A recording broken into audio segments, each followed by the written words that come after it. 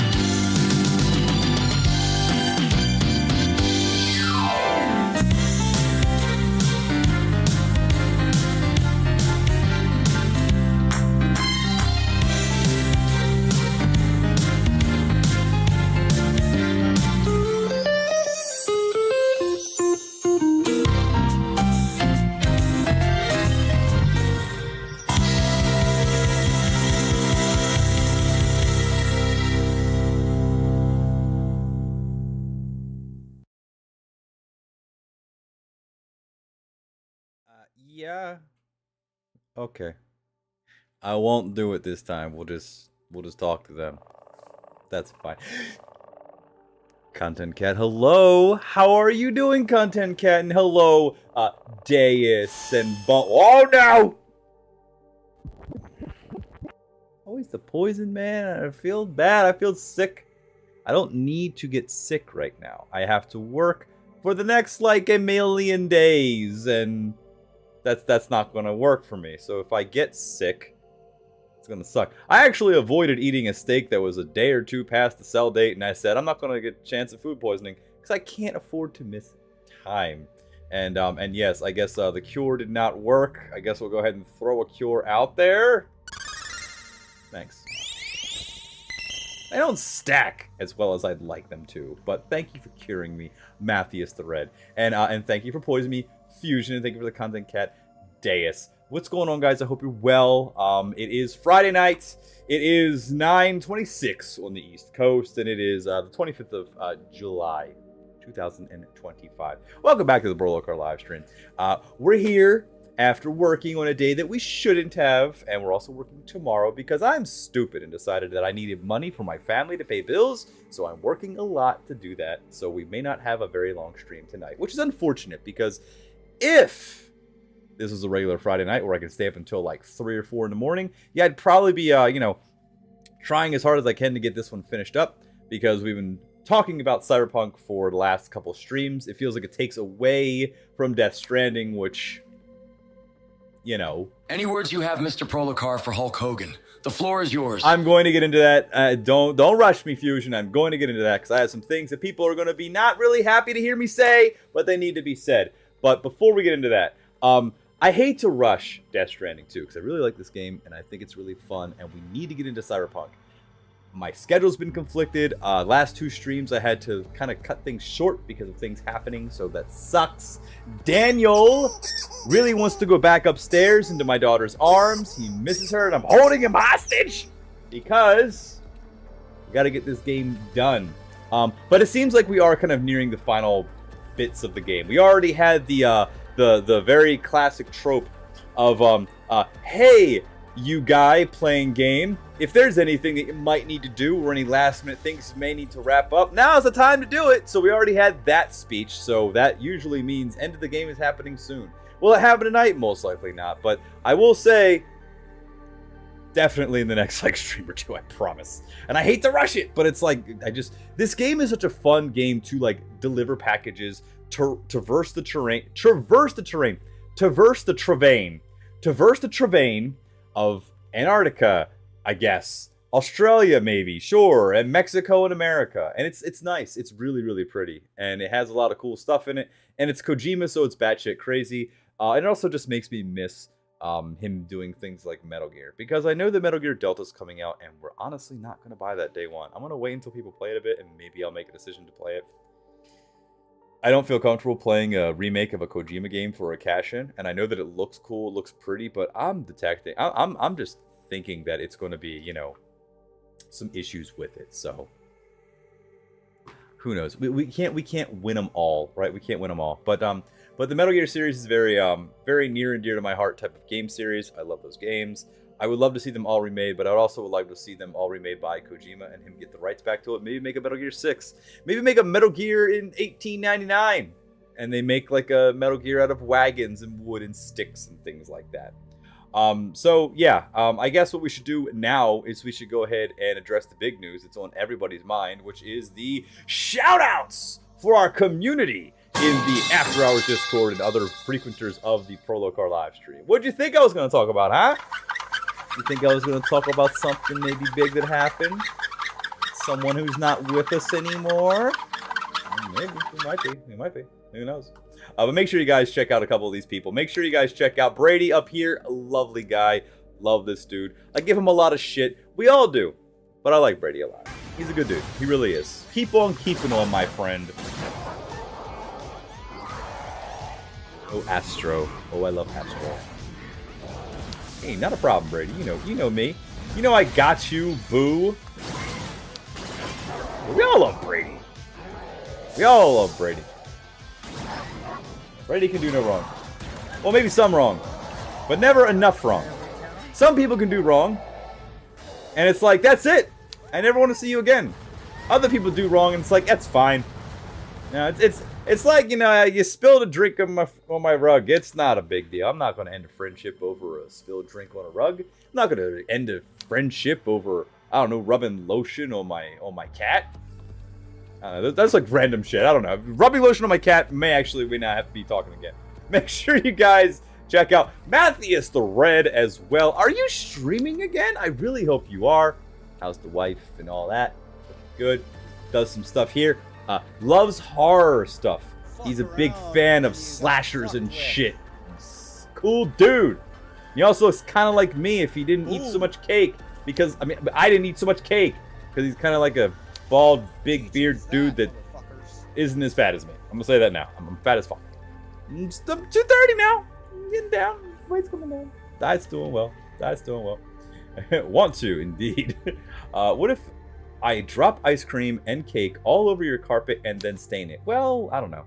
Actually, I will say this. We do have an area rug upstairs that, I'm not shitting you, costs like a couple $100. It was really expensive because it was made out of wool. So I don't know. Maybe that might be a problem. Make sure you guys check out Days Marionette as well. She just subscribed again to the channel. Love your company. She's making her way through Elden Ring. I've been teaching her how to dodge balls and get some free runes, just like I taught Brady how to dodge a knight and make him jump off a cliff. What did we get for all that hard work? She's doing well. She's getting up there in levels, and she's about to take on the world of Limgrave. Sticks. And she told me she's going to start streaming Elden Ring every single day. Every single day of her life. When she's not breathing in, she's breathing out, playing Elden Ring. I don't know. Precision platforming for sticks. It's going to be a fun time to see. Mad. 24-hour streams of Elden Ring. You are correct. Yes. Also, make sure you check out the boneless one up here. Lovely, lovely content creator. Lovely dude. All that kind of stuff. That was a lot of clicks at once. Being so close to the end of the game too, it seems a little silly to start streaming it now. But it'll definitely be our Elden Ring girly. Future. She's doing well. Okay, what rights a fledgling adventurer? I love to just walk around that game and just like, you know, gank people. How good have you gotten with like squatting down, just walking up to someone and pressing R1 as soon as you're touching their back and stabbing them? I love that.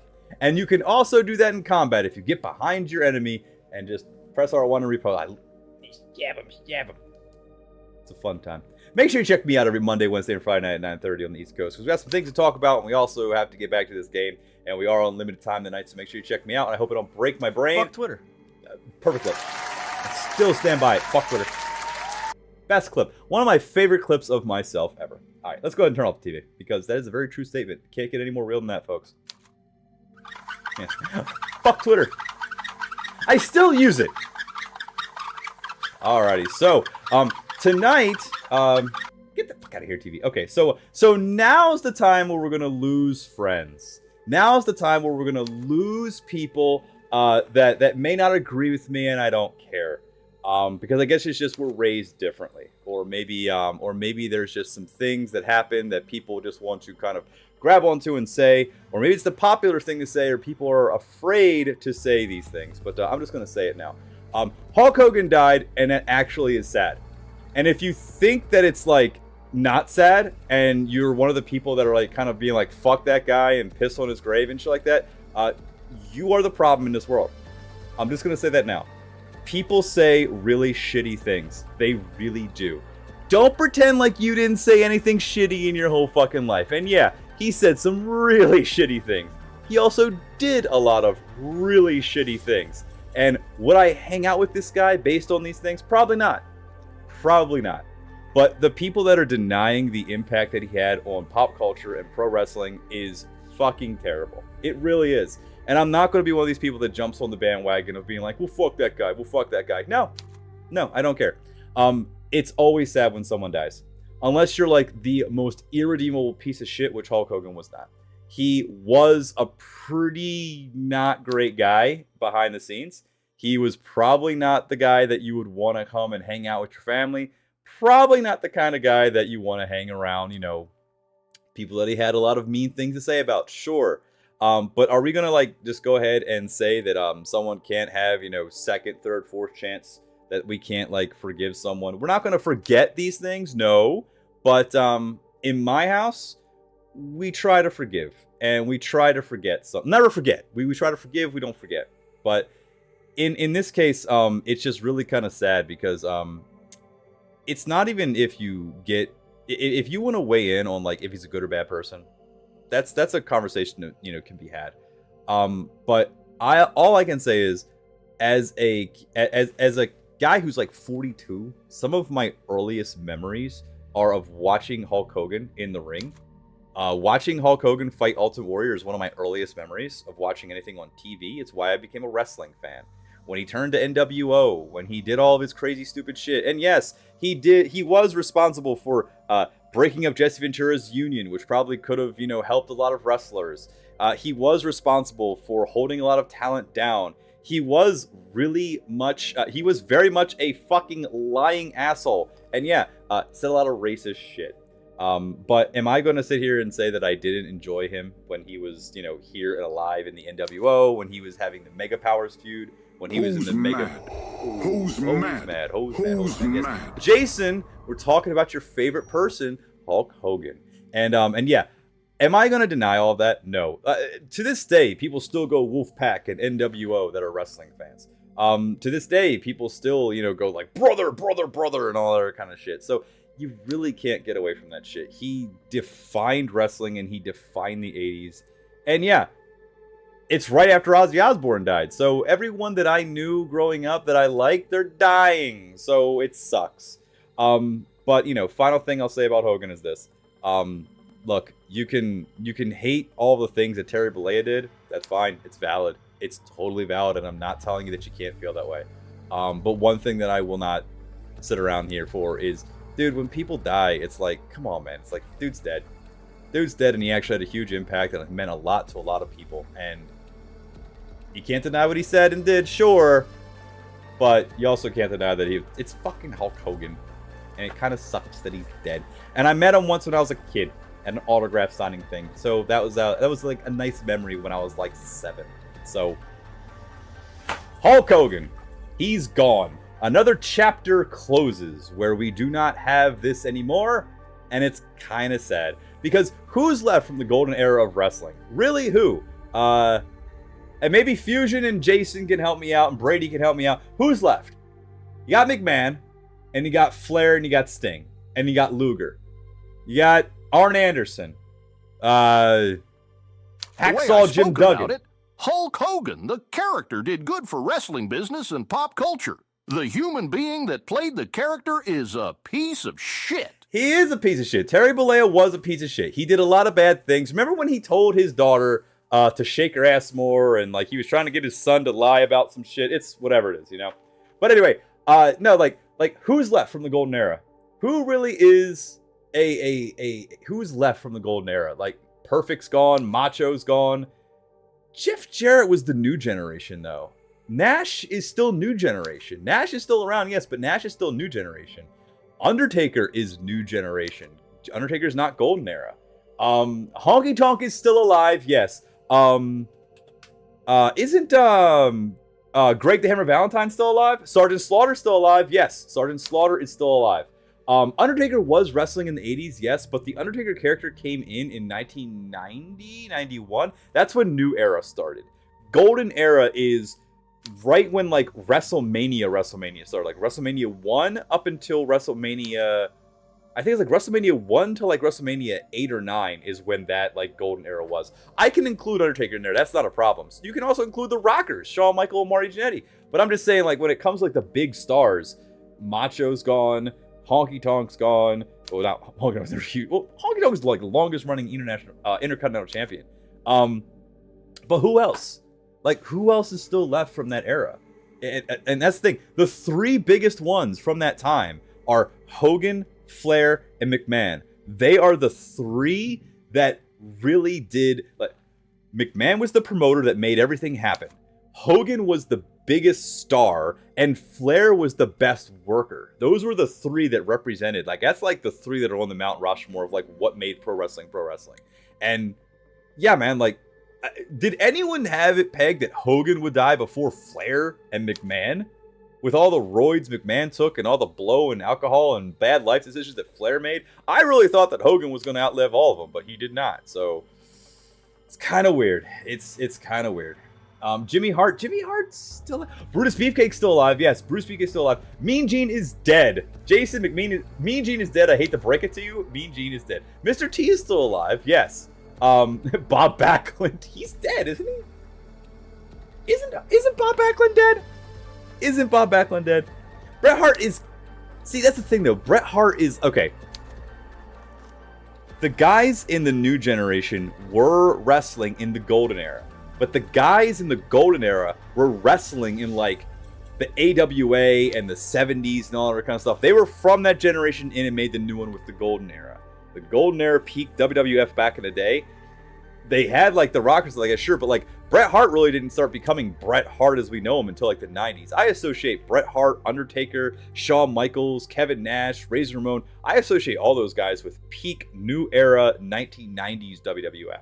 That's what I think those guys are. They were around the 80s, sure, but I'm saying like they didn't really get their big boost until the 90s. That's how I think. And those guys are dropping too. Hell, I mean, even like, God, I think you don't have to hear it from me, but anyone who's a wrestling fan or just even knows anything about pro wrestling knows that there is a lot of people in the pro wrestling business that have died more than any other sport. And I know it's like so many other reasons why, but yeah, it's a lot.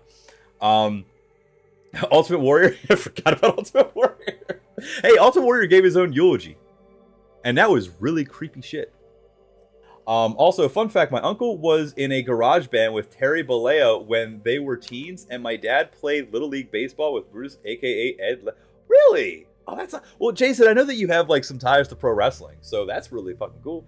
Tito Santana is still alive. You are correct. You want to know what's crazy? I didn't know that Tatanka was still alive until that one time that he was in the Royal Rumble randomly.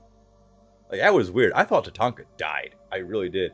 Yeah, Sherry's dead. Luna Vachon's dead. Bam Bam Bigelow's dead. Earthquake and Typhoon are dead. The Legion of Doom, aka the Road Warriors, are dead.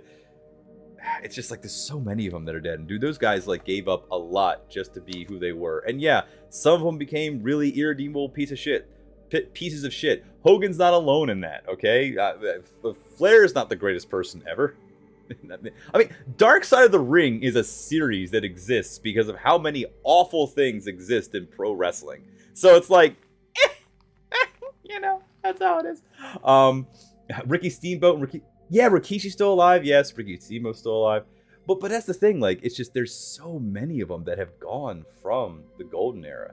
And I don't know, man, what's funny is when I think about Hogan now, I really think about his what was it, the Dungeon of Doom or whatever it is, where he's like, "There's no Hulkamaniac here," and he touches the water and it's like, "It's not hot." It's perfect. It's so fucking perfect. He did lie his ass off a lot, so you really can't do anything. Well, what's crazy is that dude, a lot of people on social media were coming out saying all this awful shit about Hogan and good riddance and blah blah. But dude, Florida motherfuckers were not having it.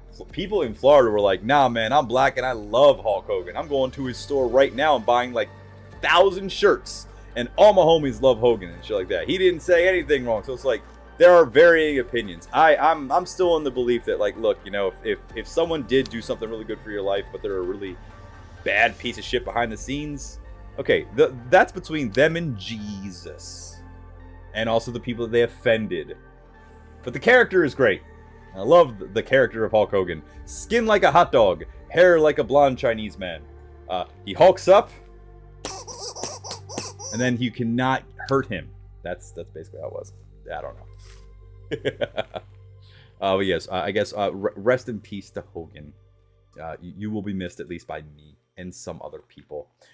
Miss Bird, hey, what's going on, Matthews? How you doing? I love the moon landing outfit. The baby really completely. Thank you.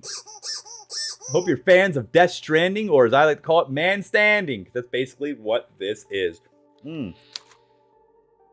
Typhoon of the Natural, is Asher still alive? He is? No, he's not. Is he? Yeah, what is it? John Penta God, Penta. Oh my God, I can't remember his real name. I used to know the real names. Something Penta, whatever it is. No, yeah, he's dead. Yeah, I know Earthquake died. Dude, you want to know what's crazy about Earthquake? Dude, that dude looked like he was 48 years old and he was like 25. Like Earthquake from like the 80s was like in his mid-20s. And he looked like that. And that was weird. Typhoon is alive. Wow! Typhoon's alive. Oh my God, I did not know that. Well, I'm sorry, Typhoon, for saying that you were dead. You joined the ranks of Tatanka because Tatanka I thought was dead and is alive. You know who I was really bummed about? I think one of the... Okay, how about this? Let me ask a question to all the wrestling fans in the chat. What wrestler's death impacted you the most? And I guess a lot of people can say things like Eddie Guerrero, that was a really sad one. Bray Wyatt in recent memory, that's a really sad one. Chris Benoit, impacted for many reasons. But I think, honestly, one of the earliest deaths that I remember impacted me, Owen Hart, was Kurt Hennig. Kurt Hennig dying just really felt like out of nowhere. Because it wasn't like a tragic accident or something like that. It was just like, oh yeah, just Speedball dead. And I was like, I didn't even know that dude did drugs. El Mayo, what the fuck? I searched up 80s wrestlers still alive, and fucking Miz was on the list. The fuck? The Miz is on the list of 80s wrestlers? Okay, no, he was born in the 80s. That's why. That's why. He was born in 1985, I think, or 84, and that's why. China was another one that really affected me, yeah. Macho Man Randy Savage. Okay, let me think here. I think, okay, if I have to say it, I think probably the death that... I think the two obvious ones are Benoit and Owen. Those are the two that are those are the ones that I think affected most people the most. Benoit and Owen. You can almost like kind of negate them from the list just because of like, well, no shit. It's never a wrong answer. And it's not a contest. It's just both of those were shocking. Super shocking that those things happen. But then if you're like just going down the list of like wrestlers that just all of a sudden drop dead of like, you know, heart failure or whatever it is, or random accidents. Yeah. Bray Wyatt, Eddie Guerrero, even Luke Harper. I forget Luke Harper died. Like the only person left from the original Wyatt crew is oh god, Eric Rowan. Like that's crazy. Braun Strowman counts too, sure, but I'm just saying, like, you know, the original three. It's so weird. Anyway, we do have a game to play tonight, folks. We're gonna play it in a second. But yeah, I guess you know, if you want to keep talking about wrestling, we can. But I'm gonna deliver packages in the meantime. Listen, Mike's been wrestling since the real. Mike's been wrestling since the real world. Dude, Mike wrestles with his problems every single day. Oh, man. Alrighty, so hey. Dude, I thought Terry Funk was going to live forever, too. I really thought Terry Funk was another one, but it's like, when you live to, like, old age and you die, it's like, okay, it's not, you know, this bigger, like, you know, oh my god, taken too young. But, yeah, Terry Funk was one of them where I'm like, man, that one kind of sad. That one kind of affected me a little bit. But yeah, I think now with Hogan being dead, that really does close the chapter of like the majority of pop culture wrestling. Because I'm going to tell you now, when I go into like a 7-Eleven or Royal Farms and I see Cody Rhodes and an advertisement for like hot dogs at 7-Eleven, just doesn't hit the same. It doesn't hit the same as Cena. It doesn't hit the same as Austin. Definitely doesn't hit the same as Hogan. Like, come on, man. Hogan could sell hot dogs. His skin was made of them. John Cena could sell anything. It's John Cena. Cody Rhodes, it's like, who is this dude? And I like Cody Rhodes. I'm just saying, like, it's just, it doesn't, I don't know, I guess wrestling really has kind of fallen out of, like, the pop culture phenomenon. It'll never be as big as it was in the Attitude Era and the Ruthless Aggression Era and the Golden Era and things like that. And yeah, with Hogan dead, it's like, I think the next one, I don't know, Flair's been on there for a while, and that's going to be a bad one. But honestly, I mean, Flair, it's, like, more expected. You know, he's treated his body like shit. And he keeps talking about having one last match after having one last match after having one last match after having the one really awesome retirement match that he could have just never wrestled again afterwards, and he still did. So, way to tarnish your legacy, sir. And yeah, and McMahon is an even bigger piece of shit. But you can't deny McMahon's impact. If it wasn't for McMahon and Hogan and Flair, none of the shit that we like in wrestling would exist. So you gotta like give props to it at some point. And a lot of that really shitty shit that's on the, it's like The whole wrestling industry is on the backs and blood of so many fucking awful tragedies, and we enjoy it. Not like that. It is. I love Dusty. Oh yeah, I like Dusty as well. Dusty was great. Then if anything else, yeah. Now if his dad was on the hot dogs, I'm buying a question. Yeah, I know. Yeah, I know, man. Dusty could cut a promo. Dusty, like Cody Rhodes is good. It's just I don't know, man. Just it's a different era. It's a different time. You know, back in the day, dude. Dude. Wrestler deaths off the top of my head that were shocking for me were Eddie, Jay Briscoe, and Mitsuharu Misawa. Ooh, Jay Briscoe. You pulled and Mitsuharu Misawa. Yeah. Jay Briscoe was a pretty bad one, man. The Briscoe brothers were like, dude, that one was another one. Dude, and that happened locally. That happened around me. Like, dude, it happened in Delaware. Dude was just driving, and a random dude just hit him. And yes, Bray Wyatt was like a really, really bad one, man. That was like, what the fuck, man? Dude, Dusty could make non-wrestling fans like wrestling. I know. There was also just like a genuineness about Dusty Rhodes. You know what I mean? Those dudes drank beer a lot. Like, they would just go out to wrestling matches. They'd snort up, some of them. They'd drink some beer. They'd go out and kick the shit out of each other. And that's just how it was. That's just how wrestling was back in the day. So anyway, for those of you who are still here who did not unfollow me on Twitch because of my feelings that I don't just dogpile on a man who's dead, even though he did do a lot of irredeemable things that are really shitty, he still meant a lot to me. So, Jesus teaches everyone to forgive. I forgive a lot of you, even though you don't deserve it in the eyes of Christ.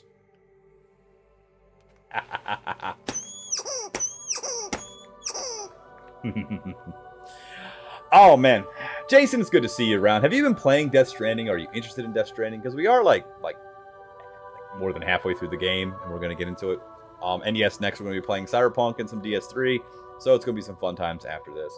Not at all good. Then we're just gonna go ahead and start the game. You can see Norman Reedus take a shower. How about this? This is what you've been missing, all right? This is what you've been missing in the game world, okay? You just go ahead and come in here, take a shower, and there you go. You want to know who had the most coverage of Hulk Hogan? The day that it happened was the Insane Clown Posse, because the Shaggy Show is on Twitch. And as soon as it happened, he went live like maybe 20 minutes later, and we're just talking about him because he knew him. Jay and Shaggy knew Hogan personally. Like, they got to work with him and they knew him. So yeah, they were broken up about it. So that's kind of whatever. It's always sad to see your heroes cry about things. I just can't believe like people just deny the impact of that dude. Come on, man. He's Hulk Hogan. Hulk Hogan. He was. I love that Hogan could just like promote anything. He's like, well, I'll tell you something, brother, about Pasta Mania, dude. It's good times. So, how's everything looking? We'll be able to repair the plating and the propulsion system using chiral printed parts. Fragile's team will pick up any additional materials that are necessary. The nav console I use to read the tower currents isn't broken. I just need a little more time to restore the connection with my hand. See, if anyone who's just jumping into this straight up and has no idea what's going on, don't worry. I don't know what's happening either. Carmen.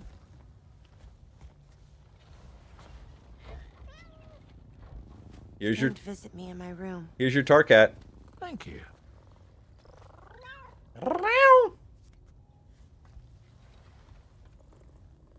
Oh, I see you're holding hands now, eh? Hands allow us to connect, form bonds. You think you'll ever find your missing hand? Now that's a bond I doubt will ever be broken. Looks like we're good to go. We'll see you later. Stay safe out there. Yeah, that's right. Last time we got attacked and it was crazy. Are you excited to head out? So excited. She's here. Oh, there's Fragile.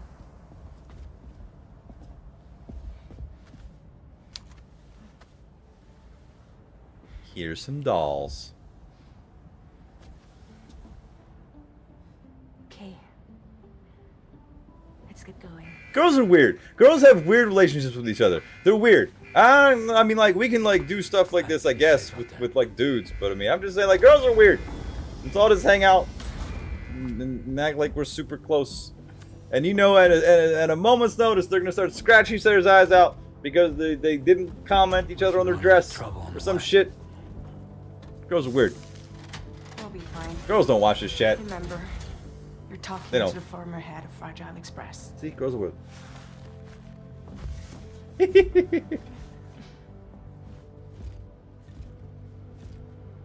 You two be alright? We all have dooms. No need to worry about us. See, they all have dooms. And we're tougher than you too. You know what that's about. So watch yourself out there. They all got dooms. Get the hell out of here, right?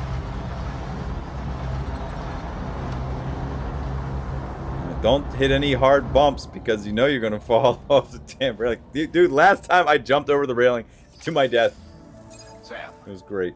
although everyone's hard at work repairing the DHV Magellan, Yes. it will unfortunately be some time before we can travel again. All right. Nevertheless, putting our plans on hold is out of the question. We must continue to press on. Extending the chiral network remains our priority. Your next objective is to link up South Fort Knot. Okay. Though you'll need to get another site online before that will be possible. All right. And unlike before, the DHV Magellan will be unable to advance to your position after you've expanded coverage.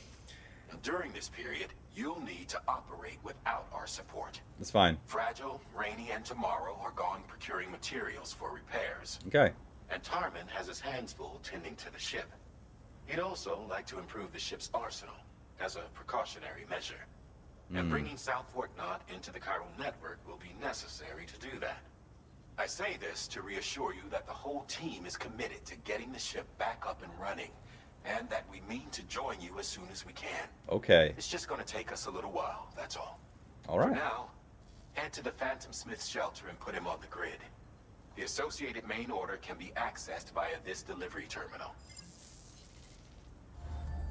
All right. We're gonna take on this order. And we're gonna go. Okay. Breakable cargo. Recover all stranded cargo. Where is this? Oh, Jesus Christ. Hold on. I forgot that we're like in the middle of this mountain peak. Oh man. All right. Let's go. Oh man. Okay. What do we have here? Oh shit. Okay. You go. Wait. What? No. No. Yo, Bounty Boat! What's going on, Bounty Boat? How you doing, Bounty Boat? Hi! What's up? How are you doing this evening? We're playing Stranding, the game where you deliver packages and Elle Fanning holds hands with another pretty lady and Kojima makes weird stuff. How you doing this evening? I hope you're well. I hope that you're okay and all of that stuff. I'm on set. It's lunch. Oh, nice. What are you filming? Are you filming a dramatic comedy where the lead gets eaten by a whale in the end? And did I spoil it? Did I spoil the ending for all of you? I'm so sorry. But Bounty Boat's latest feature is, you know, I already know what happens. The Carrie remake? Oh, shit. Nice. Very nice. Wait. Why am I going through my private locker?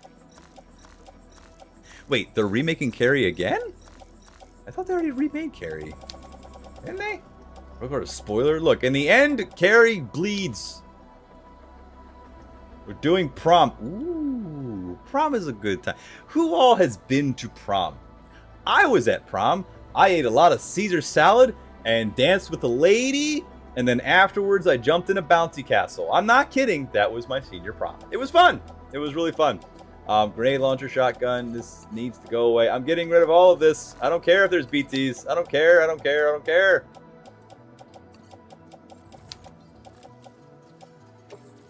Yeah, let's just place that in the private locker. Shit. We need stuff. Hold on.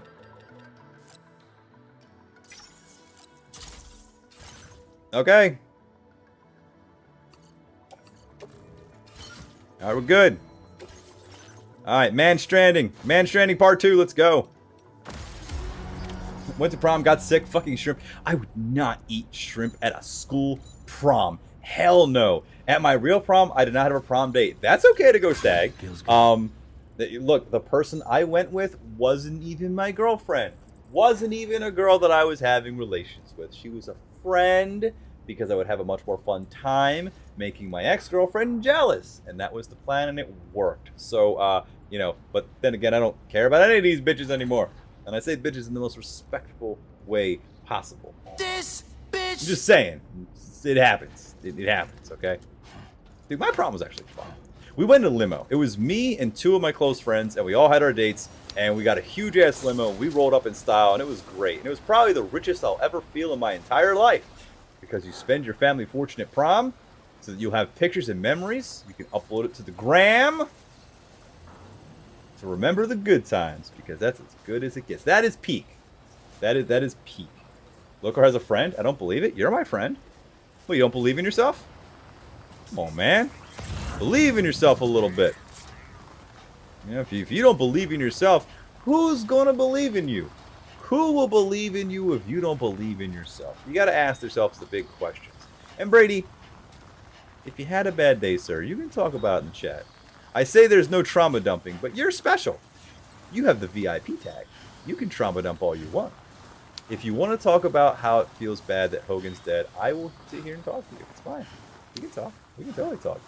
For right now, I don't believe in anything. Absolutely not.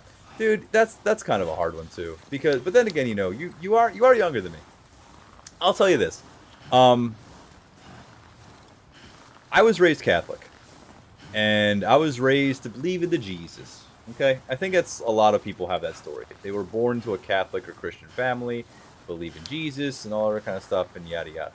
When I became around 20, I started becoming a little more agnostic until full-on annoying Reddit atheist. But then I started realizing that, like, Jesus is separate from religion. Like, really is. I think that organized religion was my problem, not Jesus himself. And I wouldn't say that I'm, like, you know, a big, you know, Jesus-y guy now, but I have kids now. And I want to kind of, you know, raise them right. And there's nothing wrong with Jesus, even if he existed or didn't exist. But you can't tell me that that dude didn't have some cool shit that he said. So, I don't know. That's just my opinion on it. You know, hey, it's not about, you know, just totally, like, you know, losing things. It's like you gotta go on a journey. It's like, do you really, like, lose things when you go out of the house? No. Like, you go out of your house into the world and go on an adventure. You might forget things, but then you come back home and it's like, this feels good. And right now, things feel good. So I'll say that, I guess. I don't know. That's my experience. I could be flat out fucking wrong, you know? It's too much, but if you want to know, I'll DM you later. That's fine. You can always DM me, dude. That's fine. I'm a good listener. I take tips from ChatGPT, because ChatGPT is my therapist, and it's never wrong.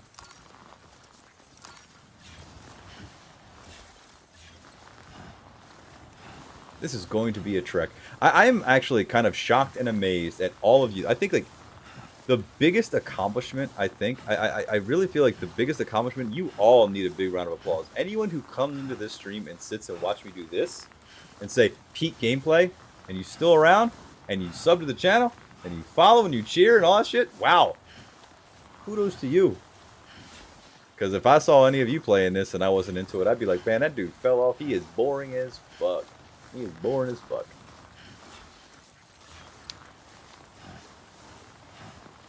You only here so you don't get fined? Jason, I'm going to have an interesting conversation with Mr. Tom tomorrow. I can guarantee it. I had to leave a customer's house today because I just didn't like her. And I left. Because I don't care.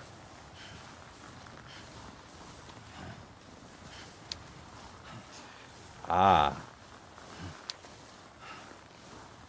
Been through that. Been through that, buddy. I've been through that. Never easy, never fun. We can talk. We can talk. Dude. Jason, I'm going to tell you the story, because you used to do what I do before you moved in onto the inside. So let me vent and rant to you a little bit while I walk up this mountain, okay? Dude, I get to her house. I'm like happy. It's my overtime day. I'm supposed to be off today. I'm working overtime. I had a great day all day, despite the heat and all the bullshit I go through. I was feeling good. I get to this lady's house, right? I'm actually happy. I'm just kind of like, hey, how you doing? What's going on? What's going on with that? Like, oh, you didn't read. And it's like, already aggro, bitch. And this is not. I don't know about you, but I'd rather deal with aggro ghetto bitch than aggro very rich, hoity-toity bitch. I can handle angry ghetto. The fucking angry, rich people? Fuck them. I can't stand them. Dude, her cameras went offline because she had to call in to get her Wi-Fi password changed. And I'm trying to explain to her, yeah, when you change the password to your router, you need to change that in all of the things you want to connect to the internet. Does that make sense? Right, that's why you're here, to fix the Wi-Fi. And I'm like, yes, I'm here to fix the Wi-Fi. But this is a lot of things that we don't have access to fix. Mainly your security cameras. They have an app. You're supposed to, pull up the app and change this in the app. And through much debate, she finally understood a little bit about what I was talking about, but she was so rude and ignorant that when it came down to it and it kept going back and forth, like, I need to fix the cameras, I need to do that doing this. No, you need to fix the Wi-Fi. That went back and forth so much that eventually I said, look, your internet's working, everything's fine, I can vouch for our product. You need to call Arlo or whoever it is that does your security and have them fix this. And she's like, oh, it's going to be a problem for you and blah, blah, blah, blah. I was like, ma'am, you have a nice day. Thank you for your time. I'm leaving. And yeah, I had to send an email just to cover my ass because I hate when I have to do that shit. I cannot stand that. It's like, dude, I'm here to help you, motherfucker. I'm here to help you. This is a lot. Okay, we're going to start breaking right. Bro, if I had to deal with these people after being maintenance tech, I'd be in so much trouble. My fucks were gone. Dude, my fucks were gone. Yeah, exactly. My problem is that, like, I hate that we have to kind of... Back in the day, it kind of felt more like we had more of that, like, well, see ya, protect yourself. Nowadays, because we're so hurting for customers sometimes, it's... They more or less go like, well, you need to make sure that you vouch for all this shit. It's like, bro, my supervisor got my back. Come on. Say something about this. I ain't trying to fuck around. You think I'm trying to lose my job with some fucking dumb bitch? Come on. No, I mean, hey, I got Sam. Sam don't give a fuck either. And in a good way. Sam covers my ass. It's just, I'm working overtime. So tomorrow when I get the word, it's going to be, dude, it's definitely a repeat. Definitely a failed survey. Definitely all that shit. It's like, I can't deny it. And also, it's a situation where, like, yeah, technically I could just say, well, cancel the call to protect myself. I kind of want it to be a thing where it's on the book so that I'm not going to get, burned on, like, well, he was in the house. Why did you cancel the call kind of thing? Because you know how that can be. Plus, if you know a customer's going to call corporate, it's like, well...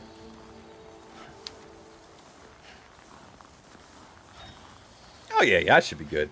But, the next guy that goes out there, because it's definitely going to be a repeat, is going to be like, yo, what the fuck? It'll most likely be Mike. It'll most likely be like, yo, why did you stand back his job? This lady was so nice. Like, fuck you. Fuck you, dude. Oh, yeah, no, dude. I sent an email to Sam, and I'm fine. I ain't going to sweat it. I might mention something to Tom tomorrow, just because he's the only supervisor covering, just being like, hey, just letting you know when this comes down. Dude, I know. Every time Mike... Whoa! Oh!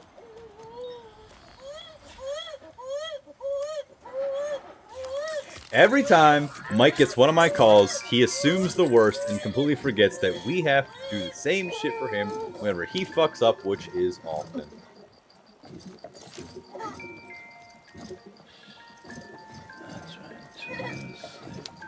I would say shit to 2DB Tom. Hell yeah.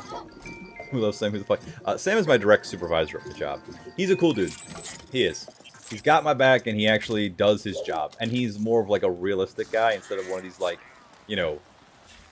like gotta be so by the books all the fucking time kind of guy. He knows that we all have to do things. Oh, I know what you said. You wouldn't say things to 2DB Tom. Sam is such a cool name. Yeah, no. Yeah, I'm covered. I'm covered. Dude, I just... Like, okay. Jason, you've worked in this industry about as long as I have, because I was, well, I think, no, you're longer because you were at our company longer, but I was at Dish for a while, so I don't know, so I have big contracting, but we have equal experience with this.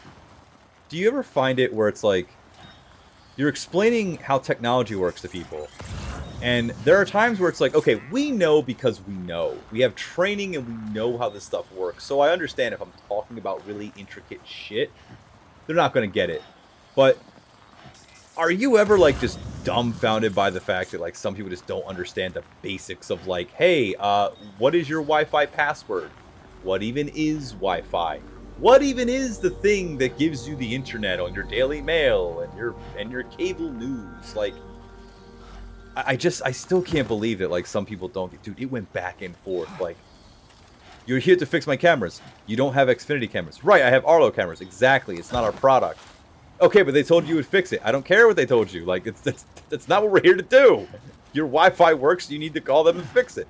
That's unacceptable. I know it's unacceptable, but, like, that's how it is. I can try and help you, but I can't guarantee. They said you would fix it. Guarantee. No, I can't guarantee that I can fix someone else's product. It's a third-party piece of equipment. It's not us. Like, fuck off. She also said, like, what, are you just trying to leave? You don't want to work? You're, like, lazy? Like, oh, that bitch needed to fucking get kicked in the throat hard. You know what I should have said? I'm actually regretting this. I should have told her, ma'am, I can't work right now. You're bothering me, and Hulk Hogan just died. I need to, you know, talk to somebody. That's how it should have gone. That's how it should have gone. I should have told her Hulk Hogan died.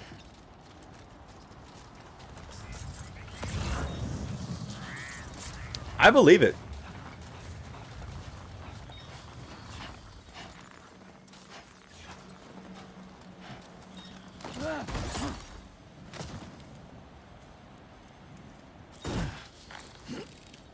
Be glad you're not in, just be glad you're not doing Resi right now. I mean, dude, you know what? You know how, like, dude, I actually like my job. I do. I like what I do. When we're not having bullshit with equipment and some new rule we gotta follow, when we don't have, like, shitty customers and other things, and you're, like, driving in nice areas and all that kind of stuff. Dude, I like my job, man. I like getting up, you know, driving, meeting new people, talking, having conversations, doing something, really feeling like I'm not a piece of shit laying around and actually, like, climbing ladders and running cable. I actually like my job. But all it takes is one stupid fucking idiot that just is like, and not just stupid idiot. I'm talking, like, ignorant, like, asshole. It's why, like, dude, like, I know you probably feel the same way. I would rather de-escalate a situation with a customer in, like, the ghetto versus some, like, you know, rich-ass motherfucker in one of these, like, big, like, $1 million homes. Every fucking time. Every fucking time. I know, maintenance is shit now, too. I know, I've heard. See, once again, I said I won't bring weapons.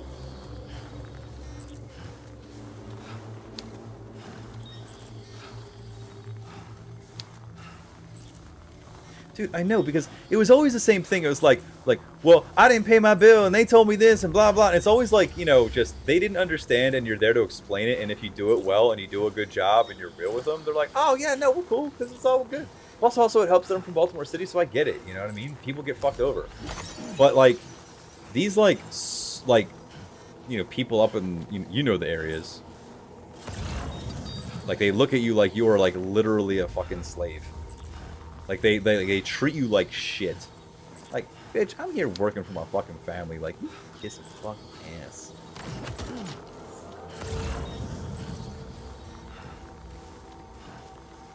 Boy. BTs, man. By the way, Jason, are you getting Metal Gear Delta when it comes out? Do you have any interest in getting Metal Gear Delta?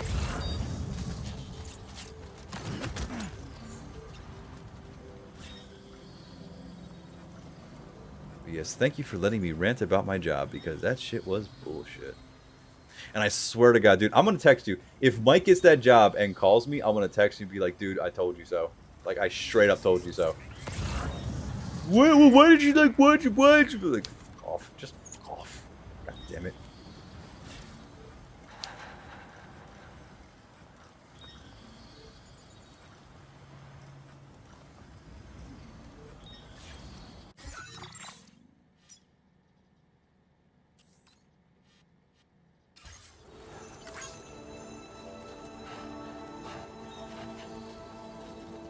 Dude, yeah, the Metal Gear Solid 3 remake.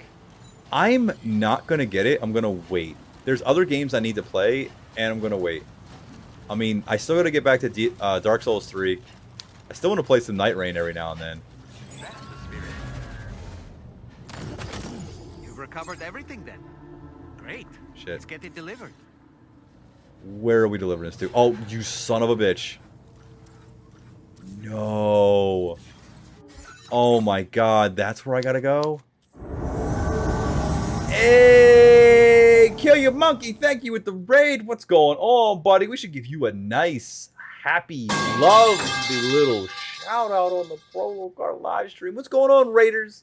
It's the PROLOKAR live stream. I dress up in spacesuits in my basement and play with dolls.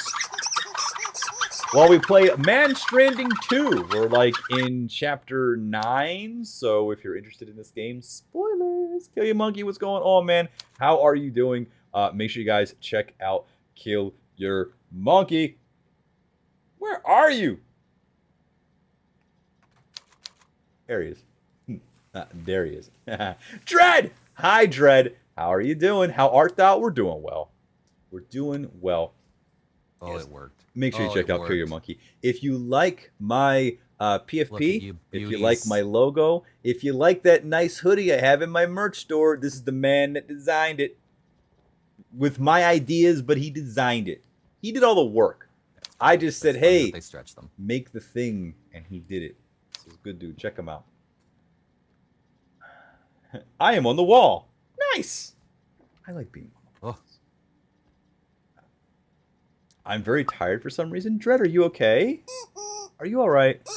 Daniel wishes you a speedy recovery. Yes, but make sure you guys check out Kill Your Monkey. Lovely chill art streams all of the time. All right, get the TV out of here, man. We gotta deliver packages for Hideo Kojima. And this is gonna be a long walk. This game does give you a lot of time to just kind of sit, walk, and ponder your life. We gotta go there? Shit, where are we? Oh my God. And we're in BT territory. This is not good.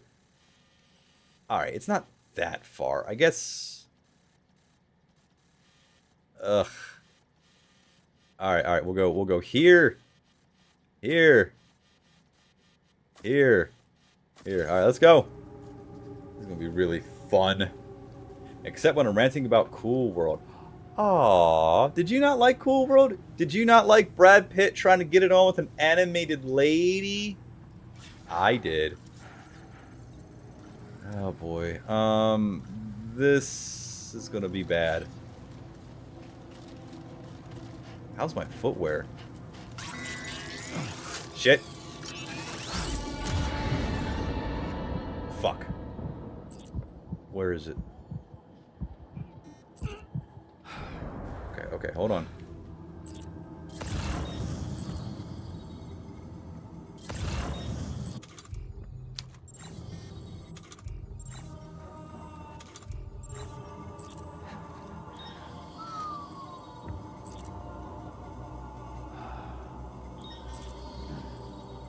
Brad Pitt makes it 50 years without sexting a tune. Fair.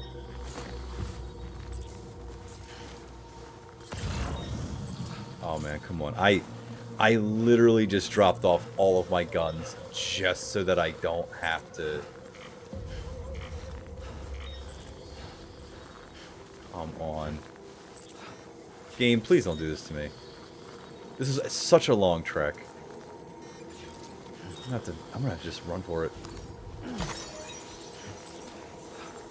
BTs in the snow are like the worst. They're really bad.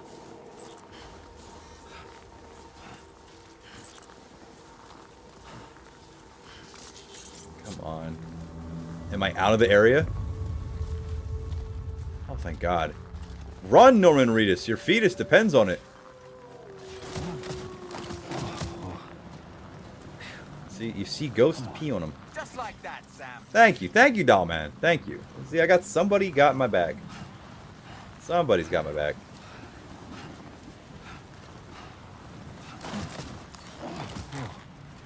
With the skin of my teeth. Now it's getting dark. Okay, see, being lost in the snow, in the dark, is probably like one of the worst human experiences. Not really good. Not really good for anything. Now I wish I built a bike. God damn. See, I knew that like there's only a few more missions of like the delivery stuff before like all the big shit happens in the end. But man, these last couple ones have been just, you gotta walk this far, but you gotta go over these snowy mountains through fields of ghosts. And you can't pee on them this time. You just gotta deal with them.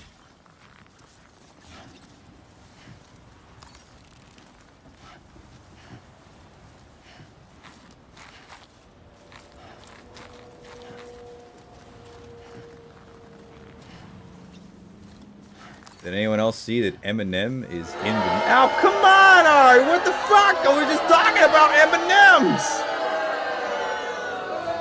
The brain can't keep it in his pants, even though real sexy comic book store lady. It's all... It's been a while since I've seen Cool World. I actually kind of lost the main narrative. I know Brad Pitt, like, is with a sexy cartoon lady. Yeah, the new Happy Gilmore. He's in Eminem's in Happy Gilmore. It's weird. Cool, but weird. Maybe not that weird.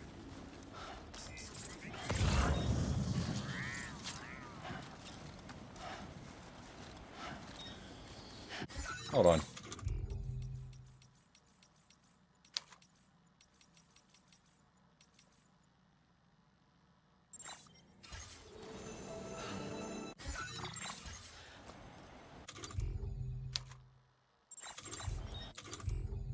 Hold on.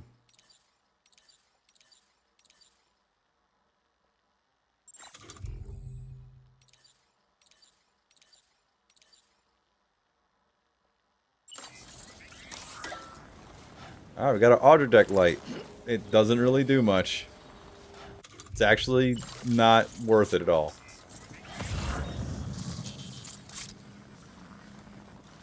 There's just no way to climb this. Don't be so doubtful. Come on. Oh man, we went this way, right? Yeah, we went this way. Come on. God, this is so tedious.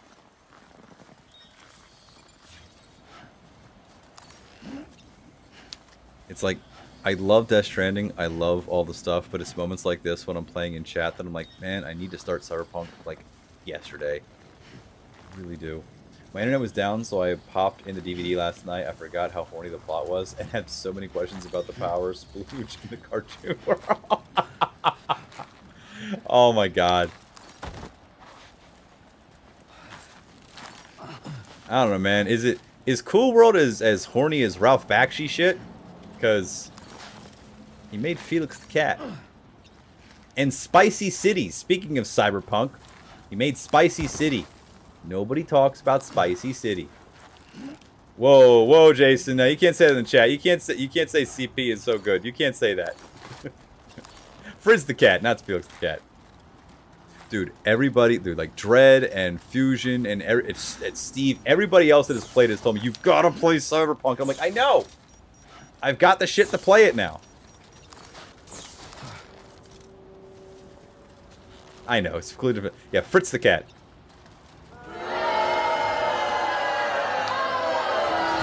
There you go. You gotta play Cyberpunk. Oh shit.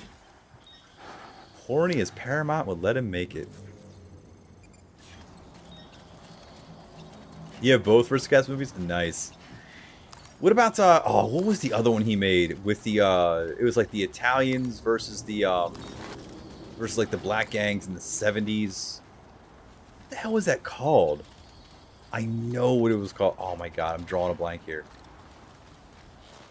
Dude, he made some like really interesting shit. I watched a lot of Bakshi shit.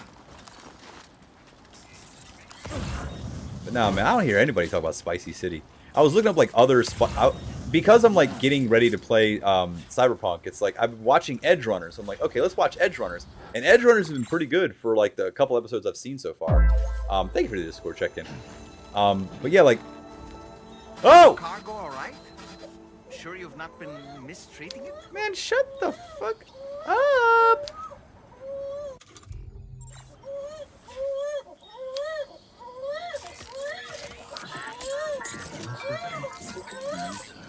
So, it's Ralph Bakshi, so of course there's going to be like some boobs and sex scenes with cartoons. But it actually has some really good plots. It's only 6 episodes and you can watch it on HBO. It aired in '97, and it is very much like dystopian cyberpunk type of shit, you know? There's an episode about AI and like falling in love with your AI avatar, and there's a weird episode about this Jamaican bongo player that gets his hand cut off and his hand is haunted. There's like some cool stuff in there. It really is. Can't wait for season 2. Is there going to be a season 2? You know, what's also thinking, like, okay, so I don't know what it is, but I guess as I've been watching Edge Runners, it really, really reminds me of something, and I'm trying to rack my brain as to like what it reminds me of, and I'm like, is it the Animatrix? Maybe. Is it Aeon Flux? I don't know. Like, there's something about it that it reminds me of something else where I feel like I've seen this exact story in this exact style before. Like Ghost in the Shell, Akira, something like that. Like, I do love all that. Like 90s retro futurism is so cool to me. And you can't, and like everyone just labels it as cyberpunk now, like I've been doing. But that like 90s sci-fi shit was always my jam. Like, I love plot lines that revolve around a floppy disk that has a virus that gets uploaded to the server, quote unquote. Love that shit. Oh yeah, I can totally see the Aeon Flux, yeah. Already announced? Oh, nice.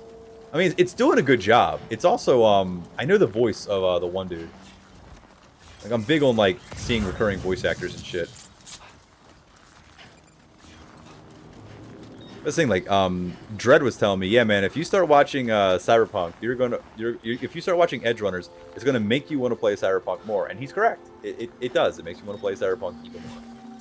And I haven't even touched it yet.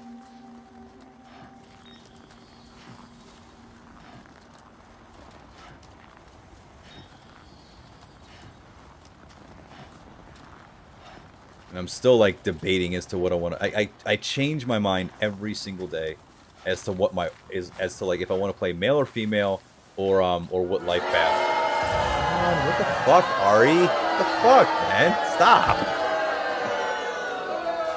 I'm gonna take your privileges away there.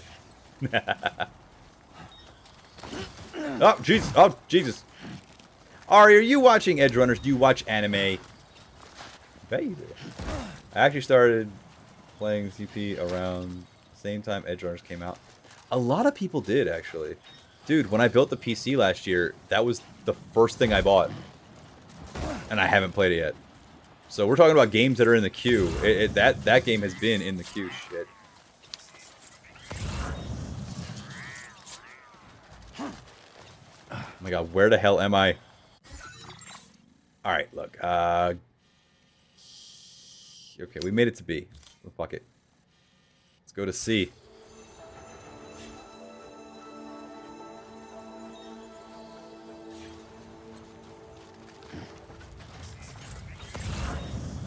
Bro, I don't care about this cargo anymore. It's dark. It's snowy.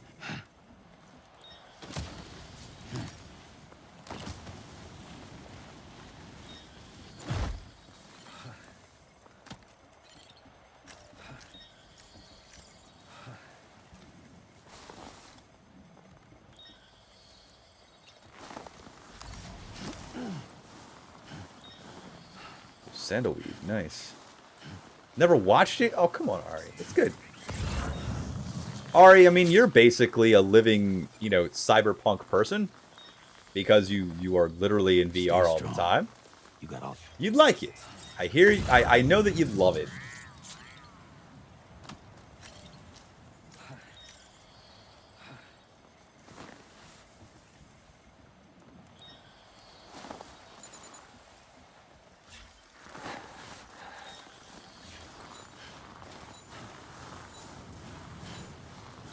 Alright, I guess it's going to be smooth sailing, but... Oh my god. Just wow. Just wow. That's the thing, like, CD Projekt Red did a really good job having Edge Runners come out, because it was Edge Runners and the, what is it? The, whatever that patch was. The Phantom Liberty patch that fixed the game. It got a lot of people talking about it again.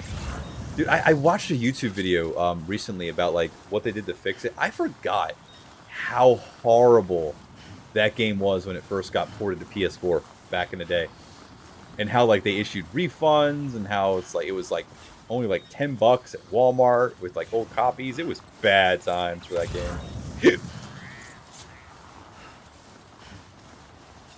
Yeah, they turned it around. Turned it around. No Man's Sky is another one they did that with, where it's like, yeah, man, No Man's Sky was dog shit when it first came out. Now, a lot of people love it.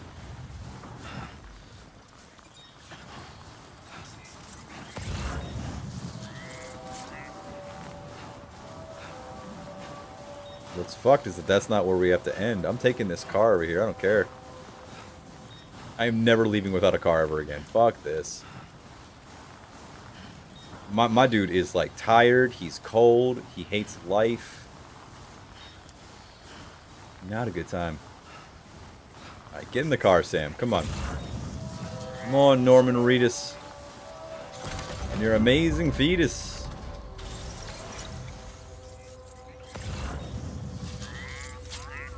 Just drive straight there. Go. Can't even tell if I'm moving forward, it's so dark. Oh, this is somebody's awesome truck. Hell yeah. Good, you put the upgrades in. I didn't.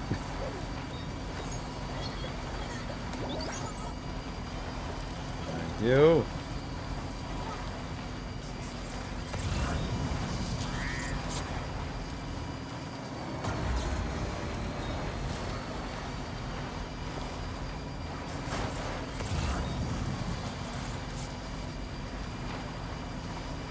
Smooth sailing now. Let's go. I just want to know what happened. We have not, dude. I've been streaming for this mission's been basically like a whole hour almost, and I haven't delivered anything.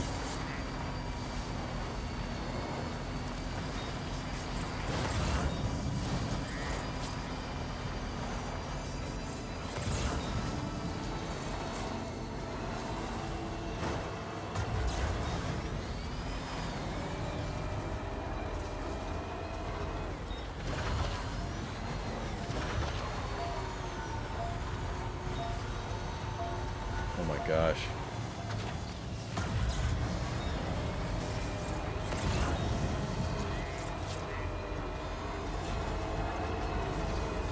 Alright, screw this. I'm just going to go. Stretch my legs.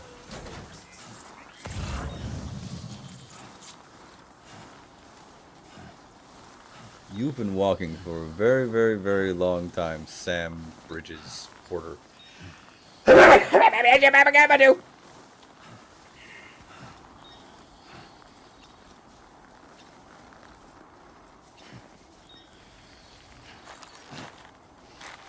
Come on. You know what's funny? We went this whole way and they didn't play any new songs? Blasphemy. Absolute blasphemy. You could have played something.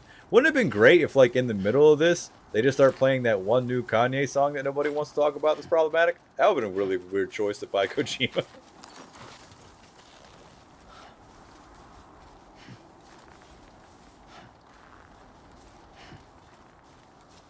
Boom, boom, boom. Hey! This is just way too steep.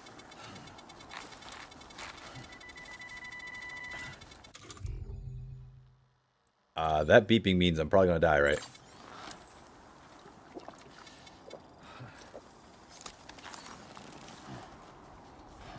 that's pretty.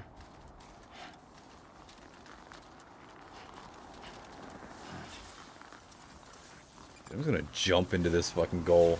It's still 300 some miles. Fuck. I need some of that Metal Gear technology. We just full-ton out of there.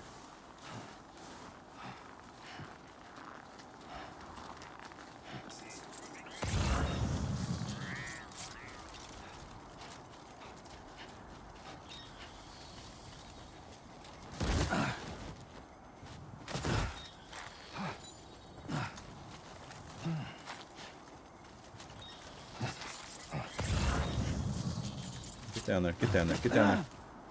Get down, let's go. I don't care, it's faster. Ah, Silent Poets, they finally brought them back.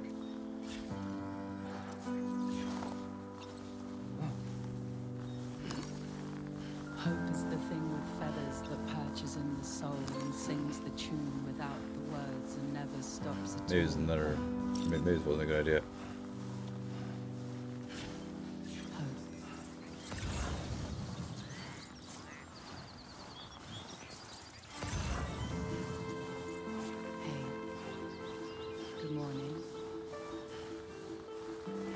I don't like songs that just start with talking.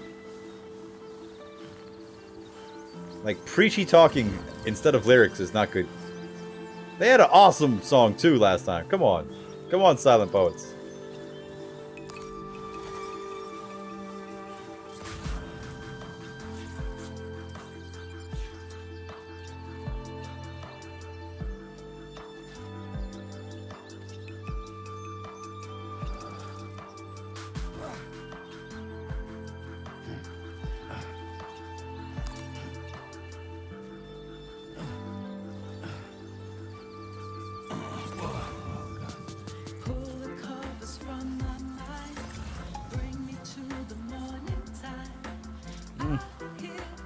Now, is this hitting for any of you guys?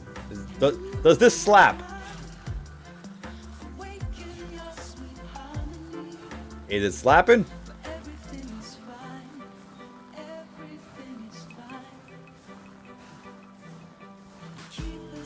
Not sure it's slapping or not.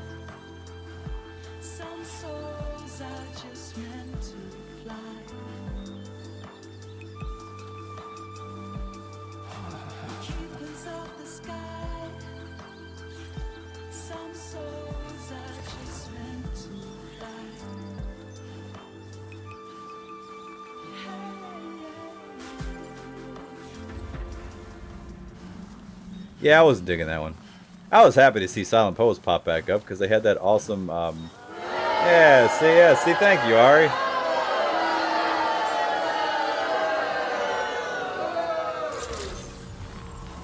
Good evening, Sam. Drawbridge credentials verified. Welcome, Sam. I'm glad we're in agreement.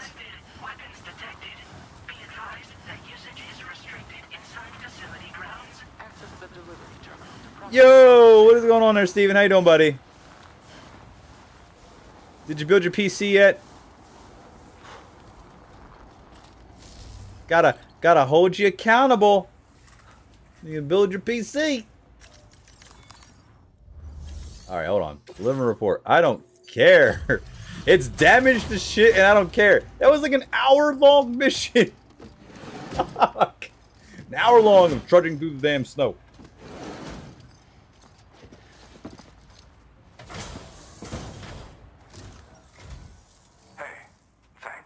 No problem. Risking your life to cross snowy mountains is a lot to ask. Lord Diaz is a nerd. Rubbing shoulders with BTs to recover someone else's stuff. That's going above and beyond. You're one hell of a guy. Seriously. Sit tight. I'll confirm the contents of your cargo right away. Thanks. Please confirm. Please confirm cargo.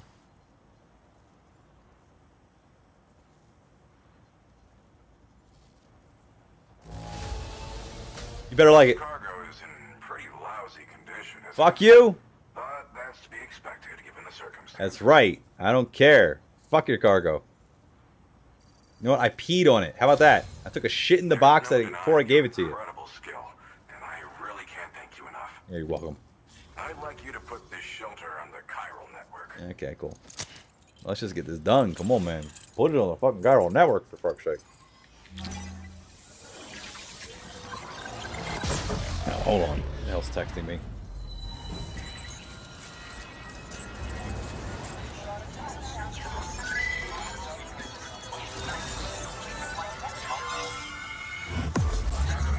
Whee!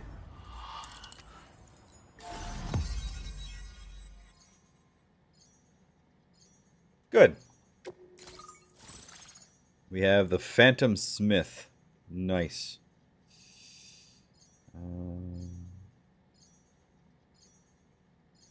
Okay.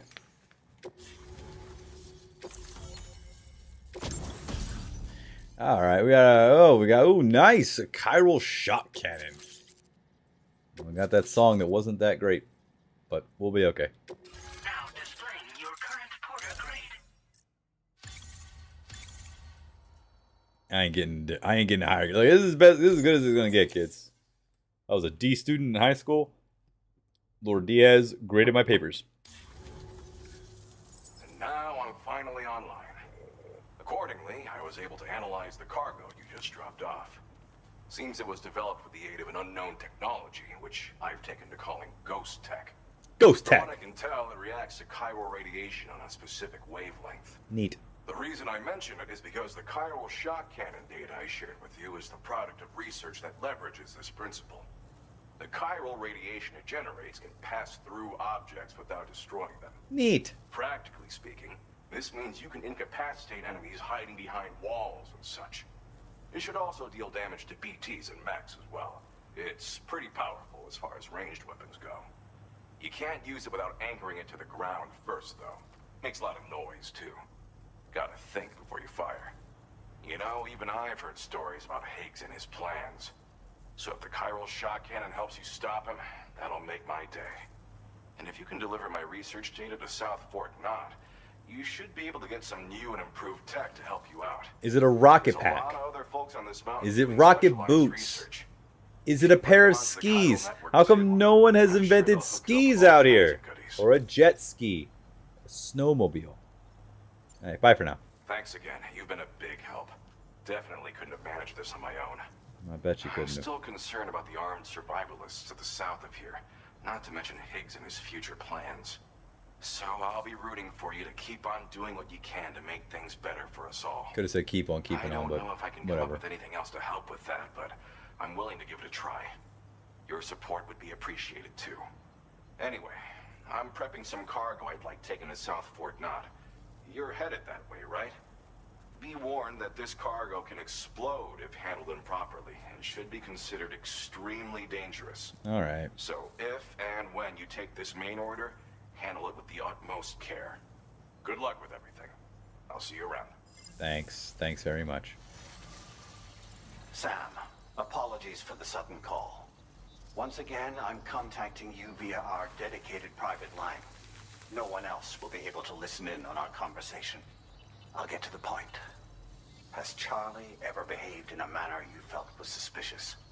I ask because his credibility, as routinely calculated by APAS, appears to have dropped sharply.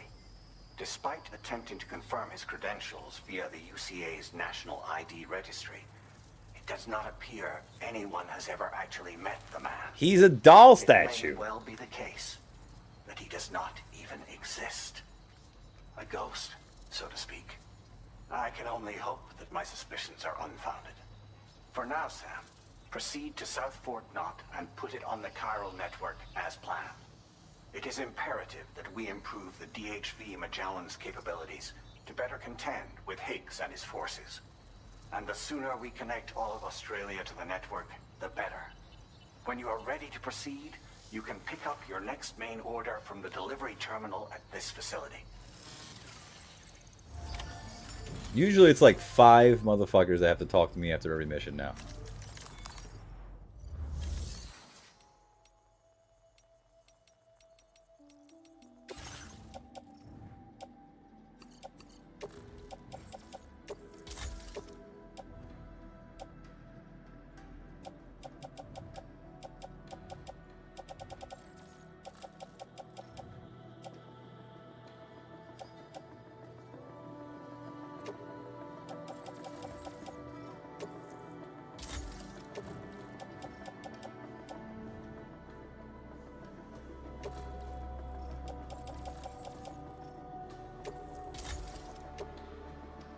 Alright, we need some new shit.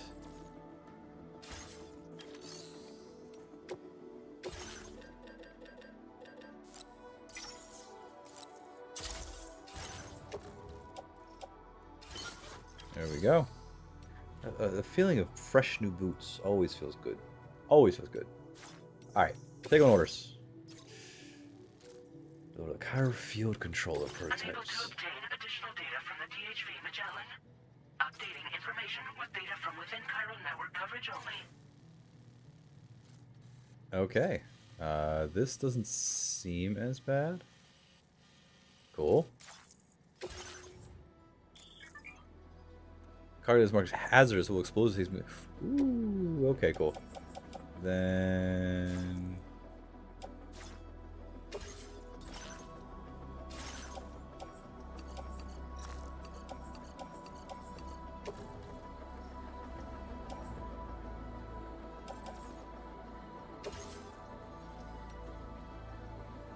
Do we have a truck? No, we don't have a truck. Alright.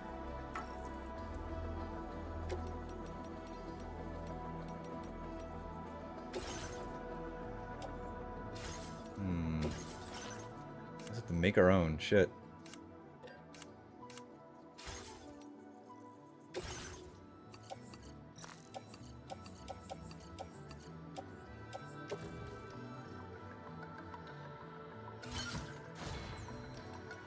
Alright, let's go.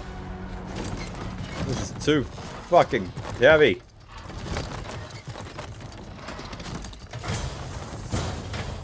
There's too much shit on me.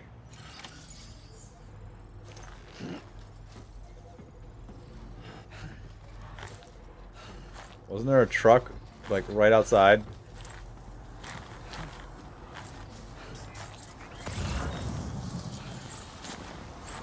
I'm thinking of the wrong place.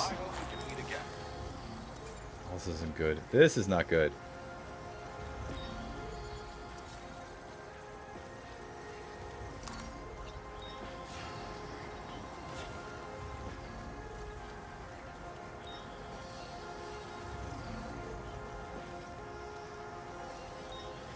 Oh no.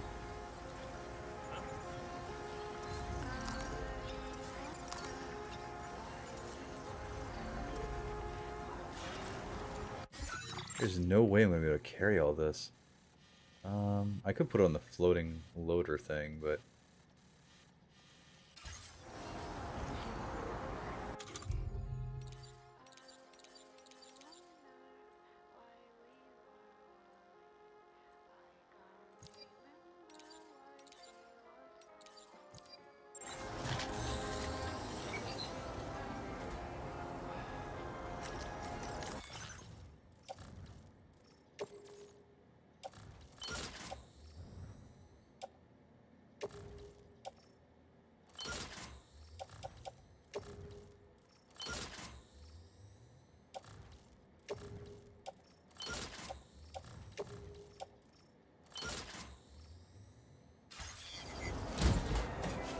alright.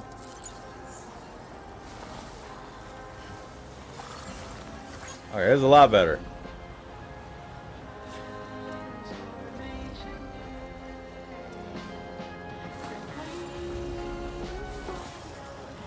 Jamming out, that's fine. This is a lot easier though. So we'll take this.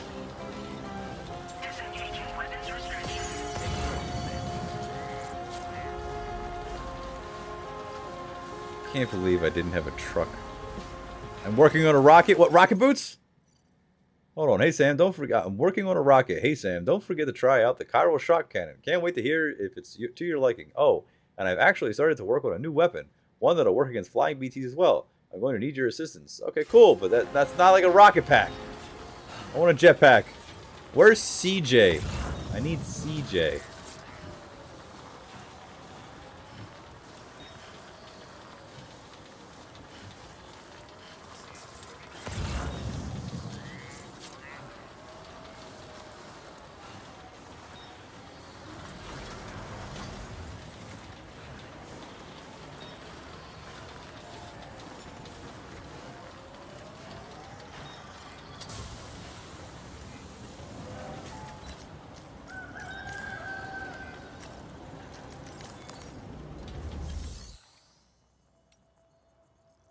There's no garage?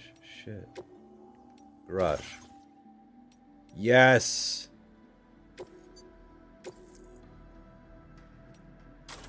It's fine.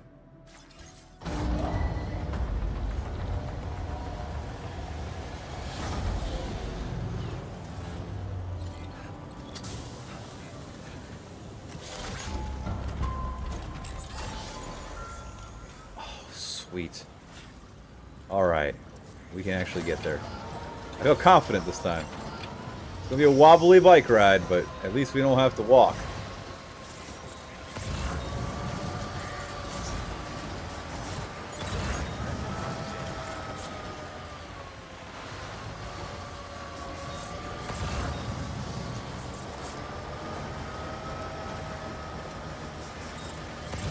Oh, and the sun's coming out? Perfect.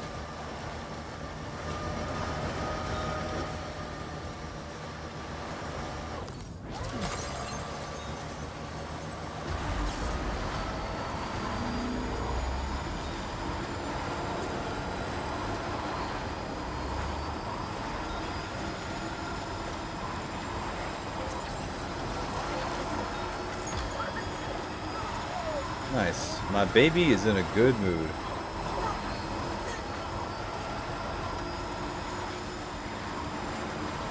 Definitely not alone. Shit, no. Oh, these fuckers?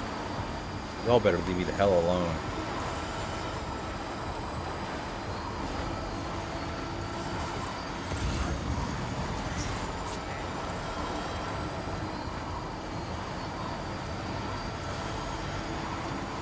Fuckers. What you looking for, dumbass? Hey, you! Go, go, go, go. Fuck those dudes. Alright, this is going a lot smoother than last time. I don't want to speak too soon, but this one's going a lot smoother than last time.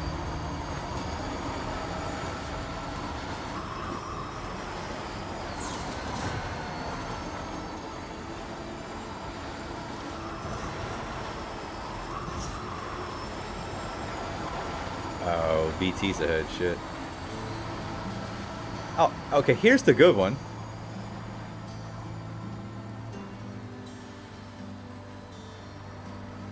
This is the good Silent Poet song.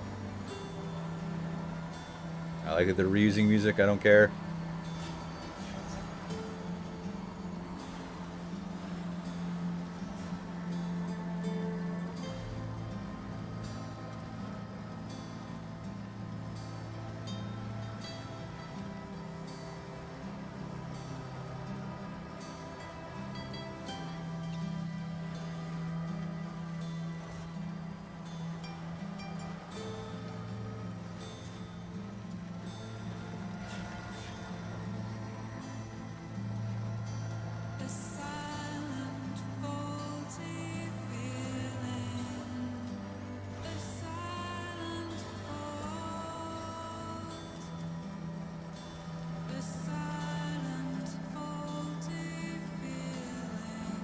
This also looks more like Death Stranding 1.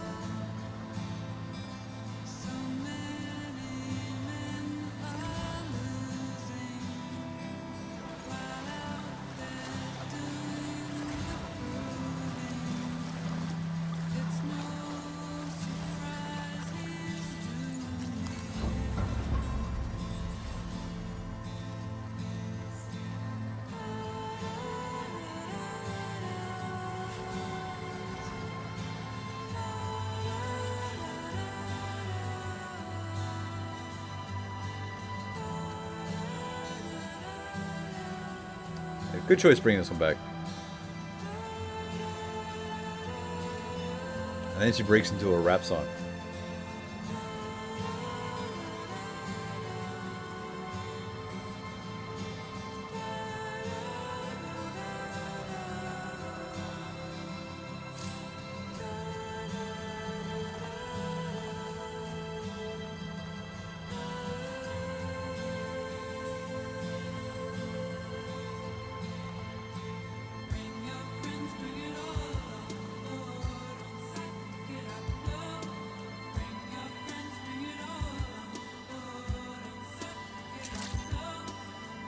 Good morning to you.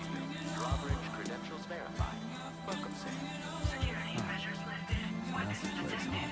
Be advised that usage is restricted inside facility grounds. See, it cuts off as soon as you get to your destination. That's not cool. Jamming out the silent poets. Detonation in progress.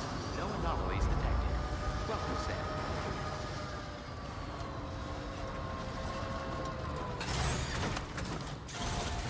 Let's get a move on.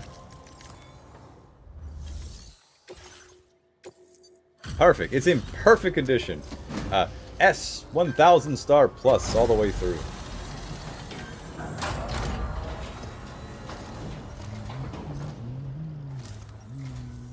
Well, hazardous materials notwithstanding, I see you got here in a timely fashion. Yeah, that was actually not bad. It was like sledding. Confirm the cargo's condition. Not too bad.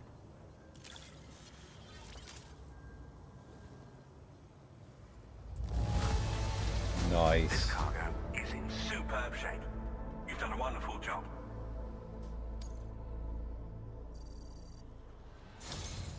I'm on the cusp of a breakthrough, thanks to you. Let's both continue to give it our all. I'm about to come Go ahead thanks and to you. connect your Cupid.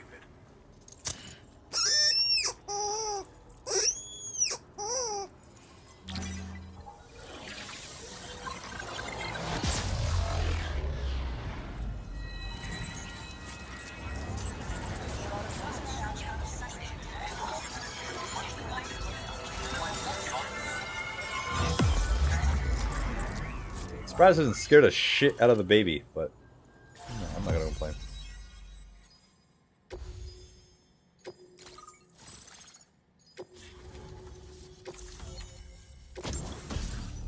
Oh, nice chiral cannon. Ooh, what a tire studded with spikes designed for mounted strains. Nice. Silence for the feeling.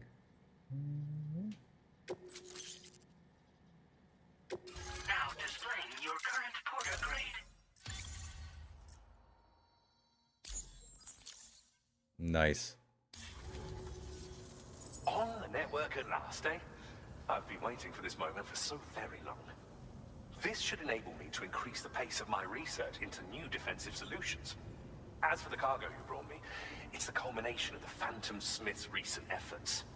I applied a few finishing touches, and voila! I can now share with you the data for a chiral cannon. It is a devastatingly powerful weapon that can be mounted onto pickup off-roaders. You'll find it deals unparalleled damage to BTs as well as ghost mechs. Which might come in handy, since it's not just armed survivalists that have been sighted recently. It's ghost mechs too. It's hard to say, but Higgs might be up to something. So that's all the more reason to have weapons suited to dealing with his minions. Ideally, this cannon would only be effective against BTs and mechs. Unfortunately, though, such firepower is more than enough to kill any human outright, so please use it wisely. To kill all humans. Kill all humans with it. It'll be fine. Off-roader tires that will significantly improve its traction. You can swap them in and out as you like when customizing your vehicles. I highly recommend using these if you're planning to tackle a snow-covered mountain. All right. See ya. Thank you again for your help. I'll be sure to continue my research into ghost technology in the days ahead. I intend to look into ways of ensuring we have greater freedom of movement. He sounds kind of like a villain. Even in dangerous areas. Any assistance you can provide. Is this the face of a villain? He sounds kind of like a villain. Oh, before you go. What? I have a parting gift for you. A gift I was instructed to give you by my mentor. Was it Higgs? This cargo will allow you to enhance the DHV Magellan's weaponry. Per Tarman's request, I believe. I'll need some time to prepare it for transport, though.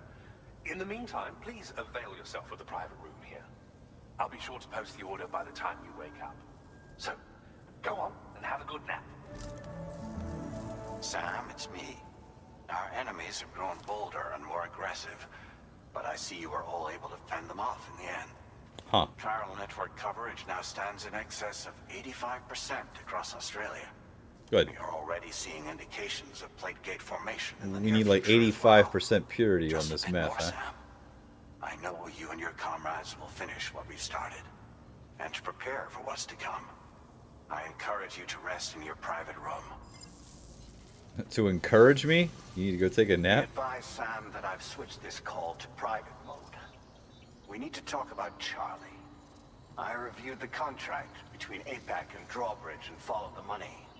By doing so, I was able to confirm that funding for Drawbridge was provided by none other than Bridges. Though they used intermediaries to obfuscate the transactions, Bridget is undoubtedly the source of your patron's funds. In other words, Drawbridge cannot be considered as an independent civilian organization.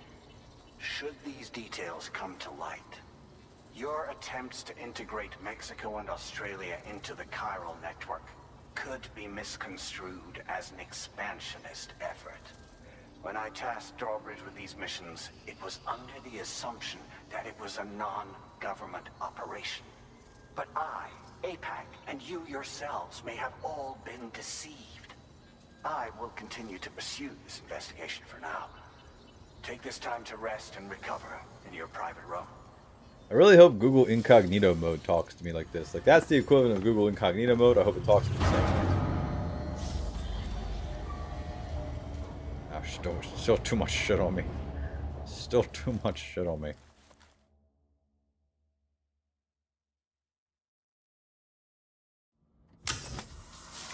Oh, he's actually getting a shower before he rests. This is a welcome change. How many times I've fallen asleep with piss and shit all over me? In the game? Not in real life?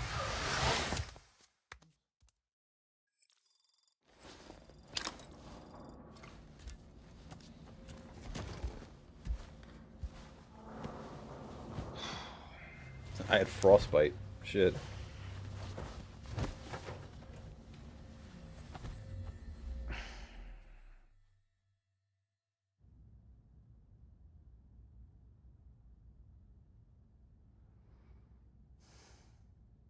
Administering shock. Stand clear.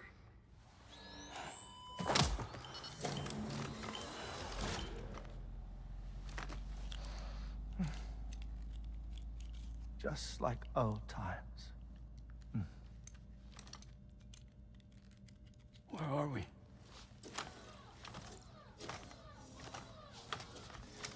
This place does wonders for my mood. The repairs to the DHV Magellan are still ongoing. Harmon is huge! Here, and see if I couldn't make progress with our Lou investigation. Learn anything new? Well, at the Motherhood's facility, we managed to confirm that Lou's original serial number was none other than BB00.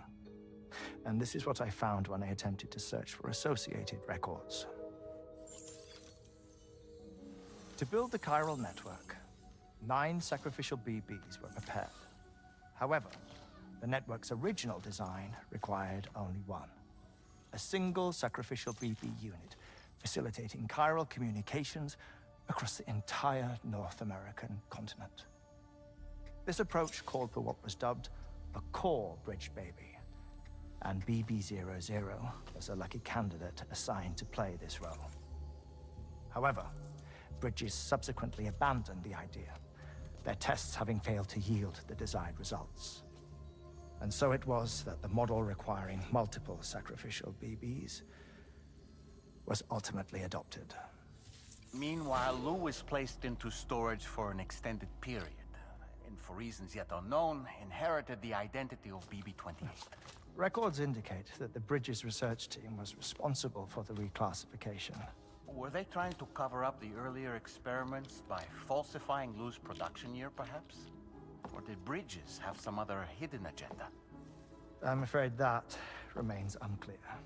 Well, we now know Lou was born 11 years ago. There may very well have been a connection with Neil.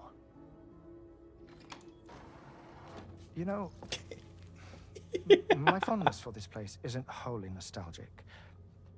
It has the most delightful hot springs, you see.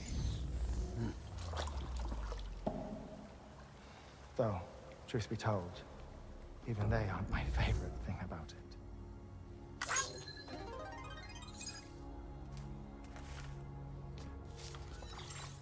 If you can find the time, you should come visit. Give the old bones a soak. A warm bath does sound good.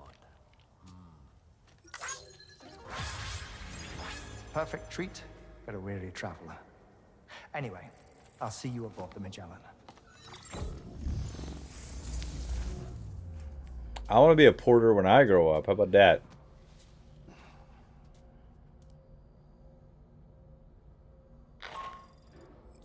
Do you read me, Sam? This is Tarman. I've relocated my hand at last, out there on the currents, bobbing along like before. Now that our connection has been re-established, I should finally be in a position to wrap up repairs on the ship. But that won't be enough for what's coming. We need to improve our weaponry as well. South Fort Knot is home to an exceptional researcher. It so happens that they were instrumental in the construction of this fine vessel, and they're preparing the latest and greatest weapons for our use as we speak. Just a few more hurdles, Sam. Access the South Fort Knot delivery terminal and take care of the main order for me. Okay.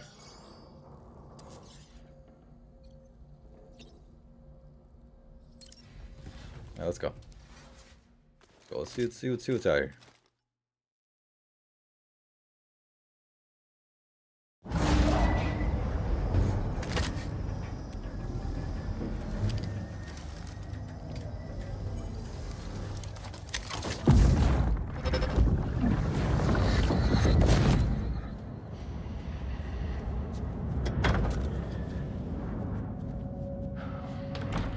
Thank you for coming.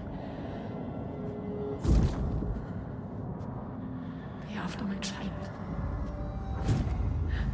You are the father.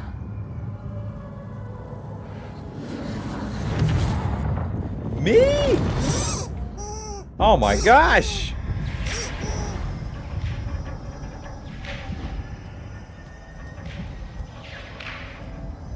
I'm assuming Lucy and Nirvana, stupid fucking name, are BB's real parents. Departing facility.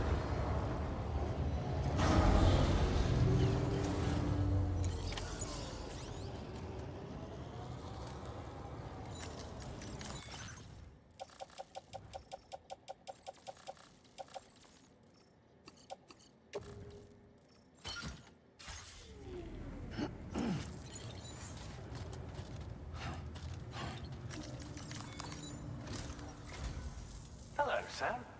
Feeling rested and refreshed? Yes. I finished preparing your next delivery for you. The equipment to enhance the DHV Magellan's weaponry. You'll find it utilizes cutting-edge technology, the fruits of our recent research. Oh, and my mentor also asked that you deliver a hearty good day to Tarman.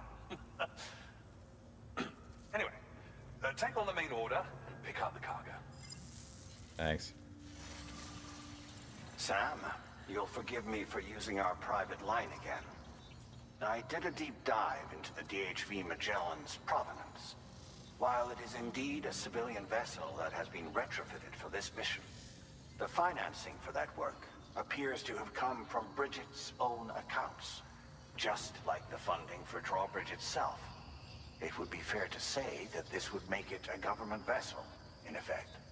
Charlie was involved in all of the relevant transactions as well. This only increases the likelihood that Charlie has connections to the UCA. Of course, it now seems likely that Charlie does not exist. In which case, these actions may have actually been the work of APAC. If everything, including the extension of network infrastructure, was simply a pretext for territorial expansion, then it's plain our company has made a grave error. Further investigation is warranted, but that will require a little more time, as will the DHV Magellan's repairs, for that matter. This is a delicate situation that requires caution, and we cannot afford to ignore the threat that Higgs poses either. As such, your best course of action is to continue to undertake main orders and prioritize linking up the remainder of the continent. As always, I will contact you if and when I learn more. Don't let us down, Sam. All right. Take on orders. Deliver chiral. Okay.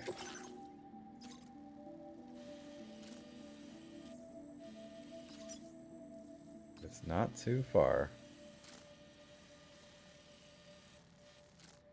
We do got to go through a weird area, but we're good.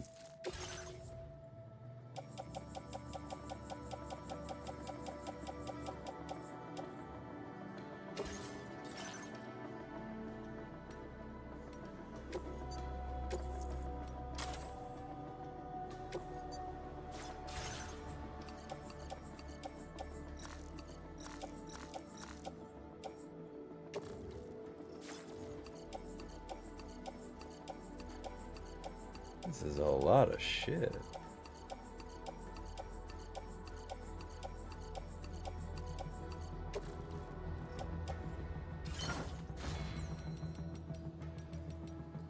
Let's see, what else we got?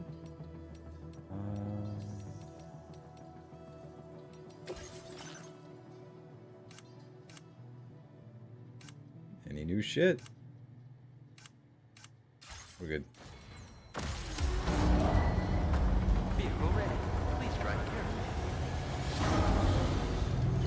I wonder how fragile them are doing.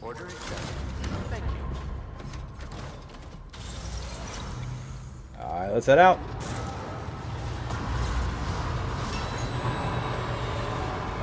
This thing's driving slow as shit.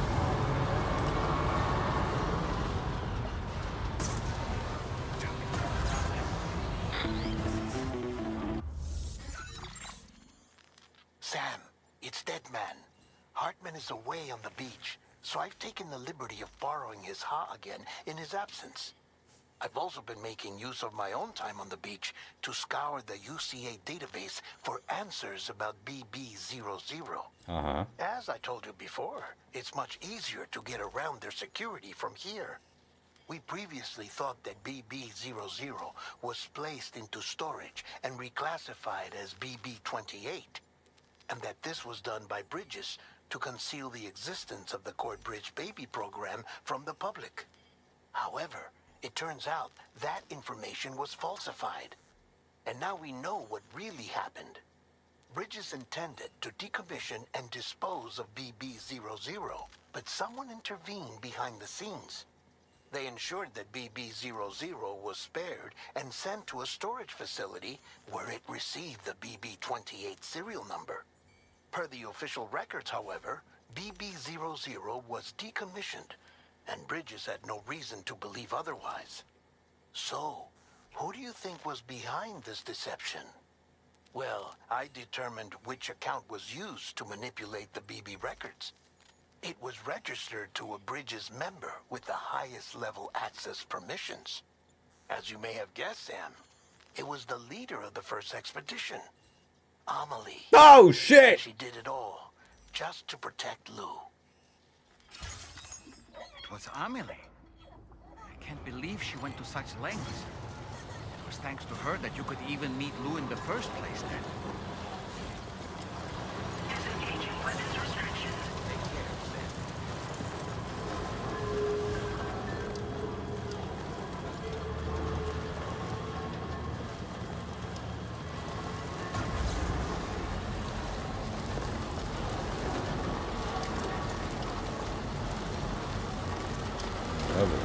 Alright.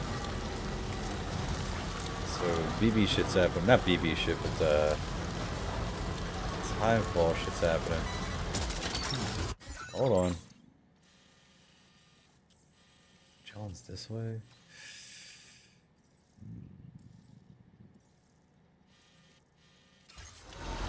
We should cross.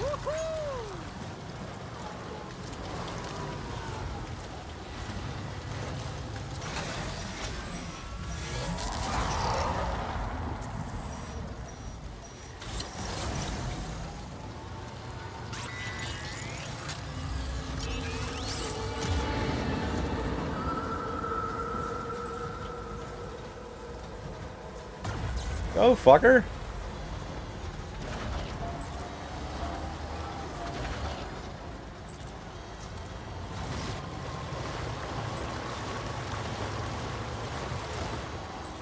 Shouldn't have crossed here. Shouldn't have crossed here.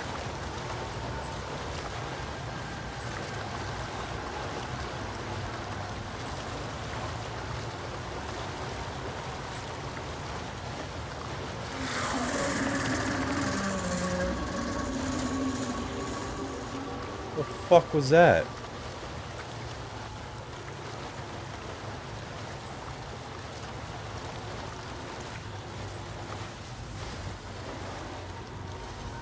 Alright, let's just go, shit.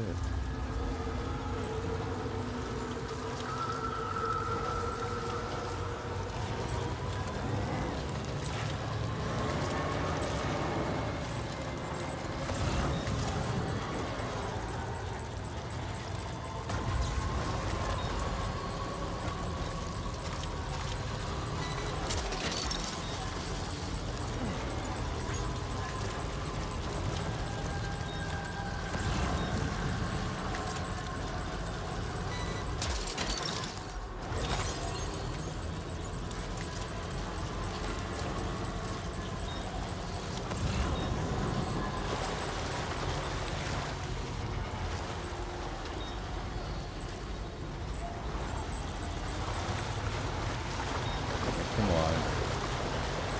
I'm in a waterfall now? What the fuck? Oh no, this battery's dying. Oh no.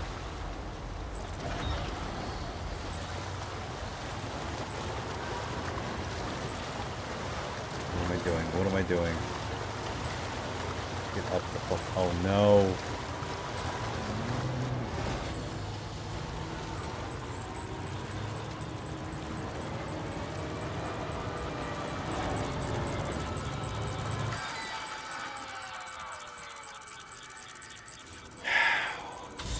This isn't good.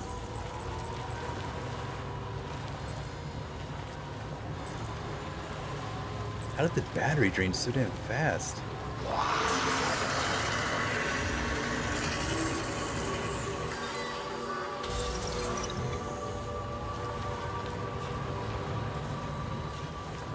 Come on, man.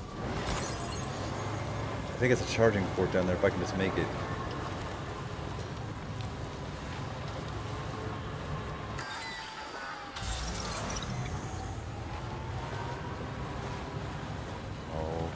Come on, get there.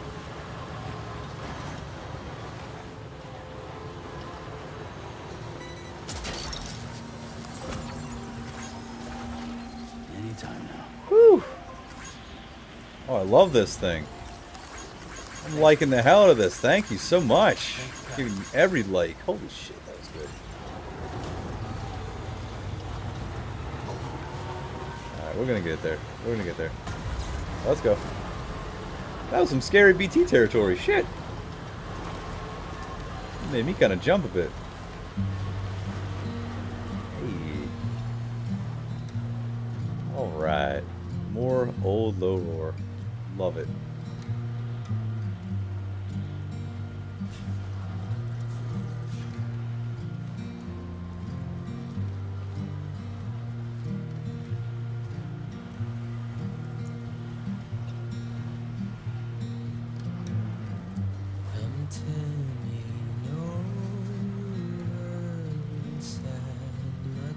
Thank you. Kindly. You're waking up.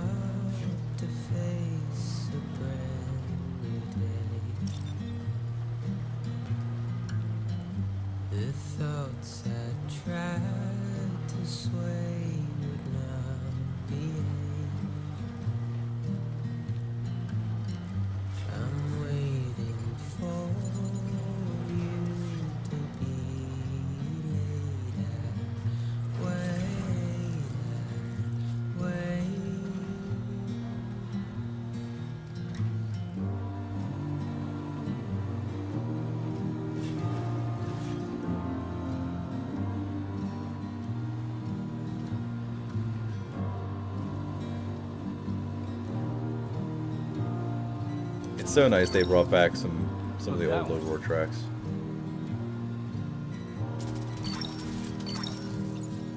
Gotcha.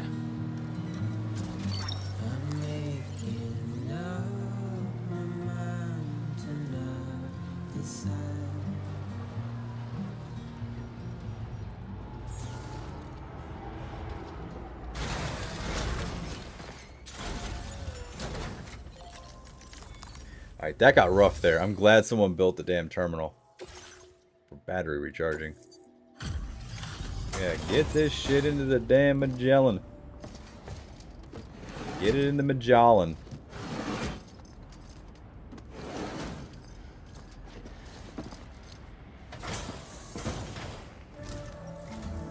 Welcome back, Sam. I see you come bearing gifts. I do. Just give me a moment to check your cargo.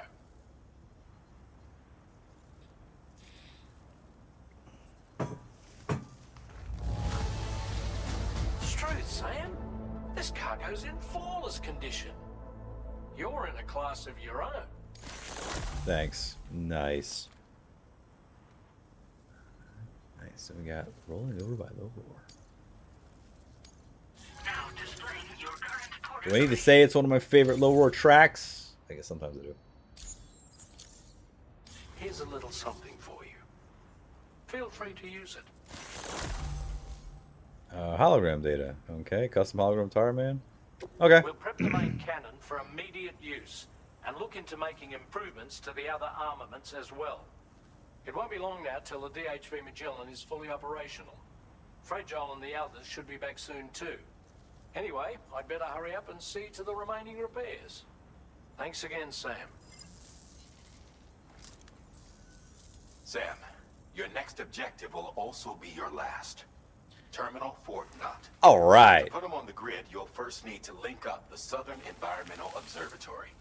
It's safe to assume that this final step will be the most challenging yet. God damn it. For now, you should rest in the private room to ensure you're well prepared for what's to come. Yeah, we really should.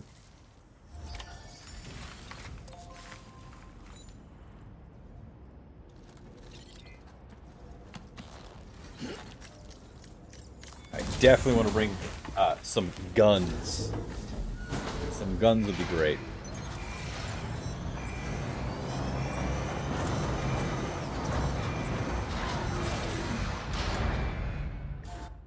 You took my car, bro.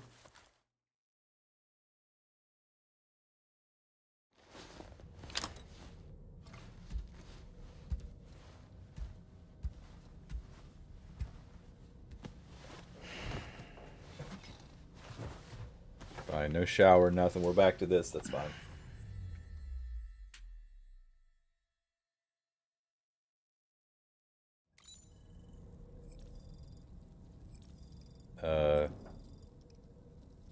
Why is it dark?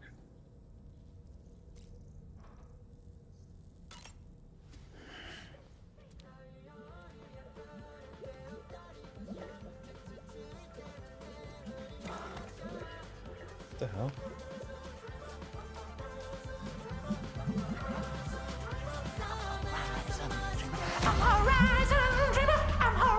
Ah!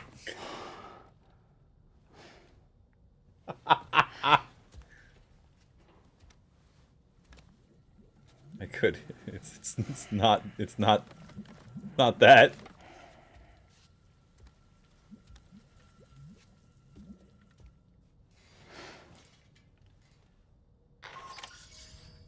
Sam, the next site you'll be putting on the grid is the Southern Environmental Observatory. But there have been some developments. Armed survivalists have established a base in between us and the observatory, and they've also set up some chiral jammers. Now, we won't be able to proceed with our plans until they're out of commission. And that's not our only concern.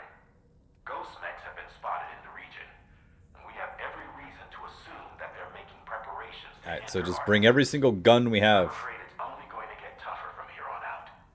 Once you've finalized your preparations, accept this main order from the delivery terminal.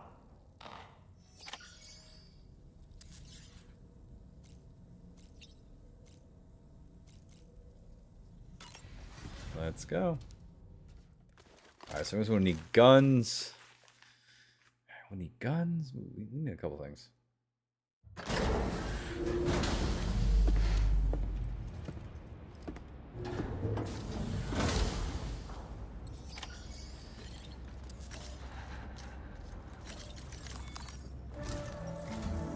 Did you sleep well, Sam? Repairs to the DHV Magellan are now complete. We're ready for you to chart our next course. Good. The main cannon is being fitted as well, but it'll take a while for it to be calibrated. I'll let you know when it's ready for use. Anyway, the new and improved DHV Magellan is now at your service. Finish off anything you need to do out there. Then prepare to continue expanding the chiral network. We're counting on you, Sam. Gotcha. Alright, let's see something here. Entrust the cargo.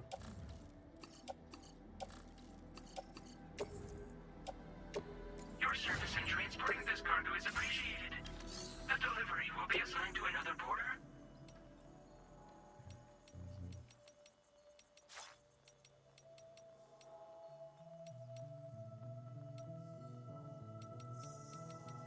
What do I have in here?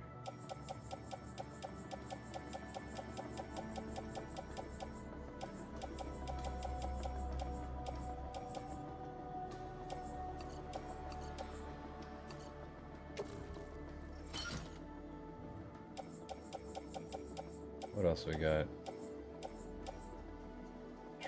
Grenade launcher.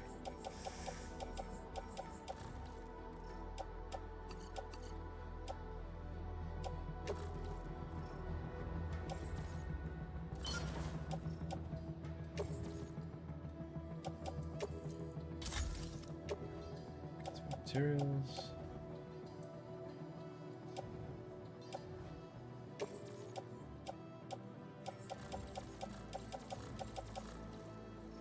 I mean, that is cool that you actually get like the full spacesuit.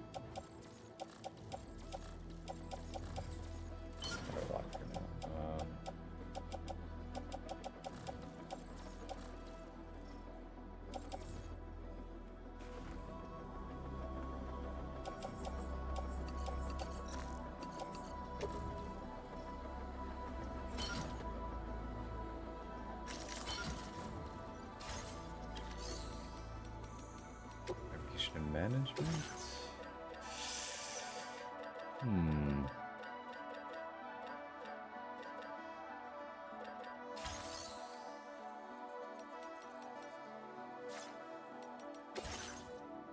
Alright, destroy all chiral jammers. Sam, this is Charlie. Your next order requires that you accomplish 2 specific objectives. First of all, you are to proceed to the armed survivalist base and destroy all the chiral jammers you find there. So long as even a single one remains active, you will be unable to use your Cupid to link up the next facility. It is therefore essential that you remove this impediment before proceeding any further. Our latest reports indicate that there are hostiles on site who are equipped with electromagnetic shields. This would give them a significant defensive advantage, so engaging them head-on in a firefight may lead to a prolonged and difficult struggle. If you intend to go on the offensive, consider the properties of your weapons carefully before deciding which ones to bring with you.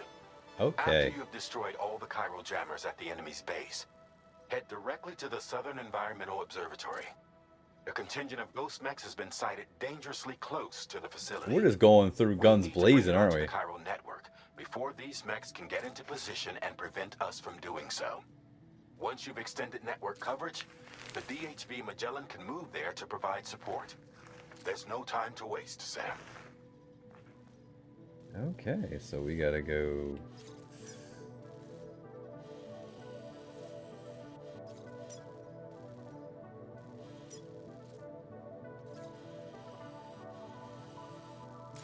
Let's do it.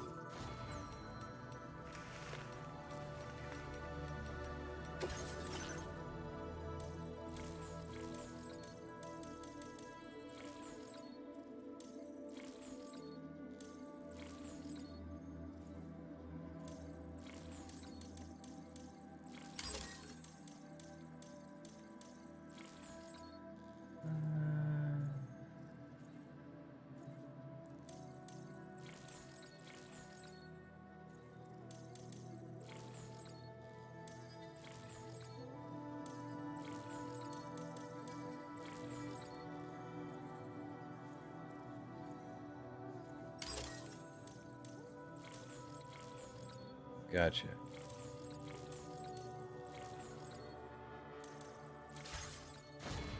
Let's go. All right, he's saying it's the last mission before this. Hope. Let's see. Let's see.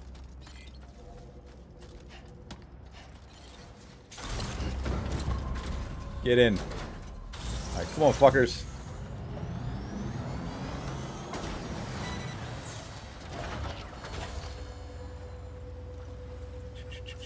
Okay, so it's all over here.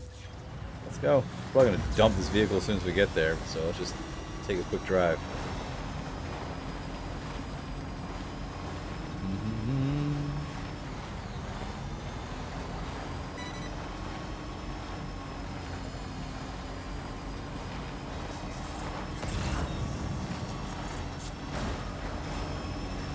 Herbal tea bag.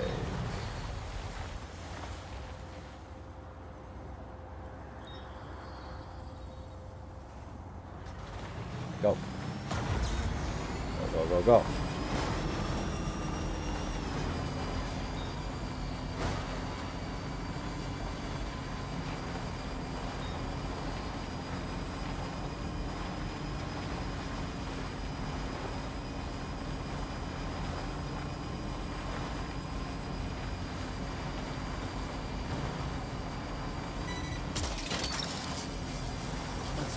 Wowzer!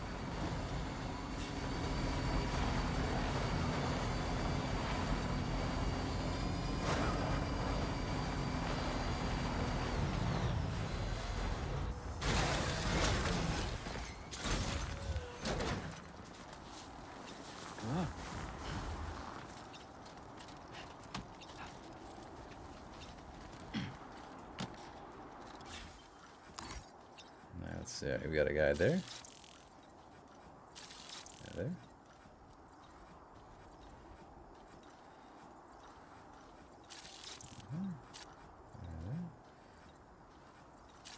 Got a guy there. Got a guy there. Got a guy there. Another guy there. Let's see here. My time to shine. Up and away!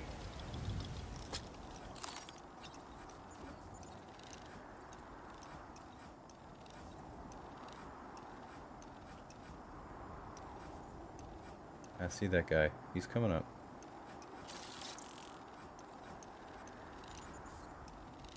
Gotta mark him. I mean, this is straight up Metal Gear Solid 5. This is straight up Phantom Pain shit.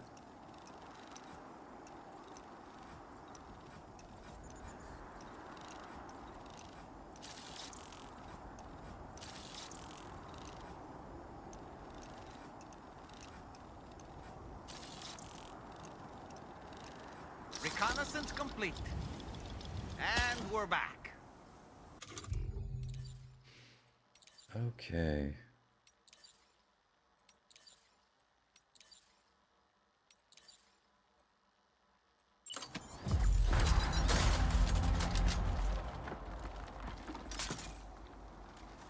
I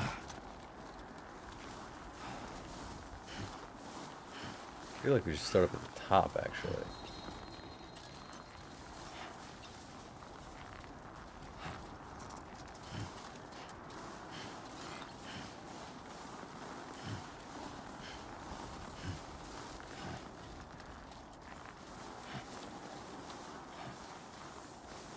Alright, we're gonna do a little climbing. We'll start at the top. At the top.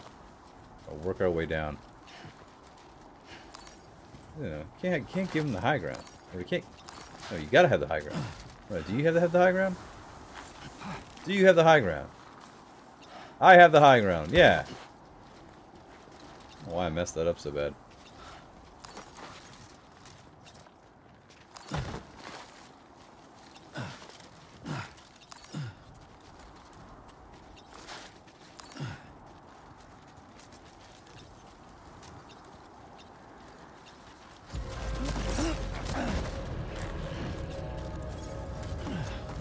Someone's out there.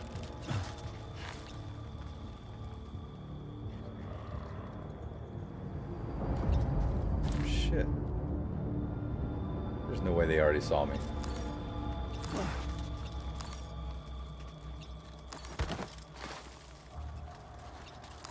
Bro, like, hey, look at this jackass climbing up all this fucking rock.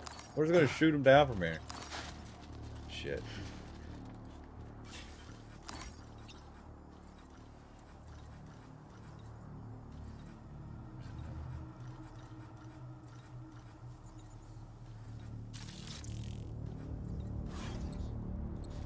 As many as I can spot. Oh.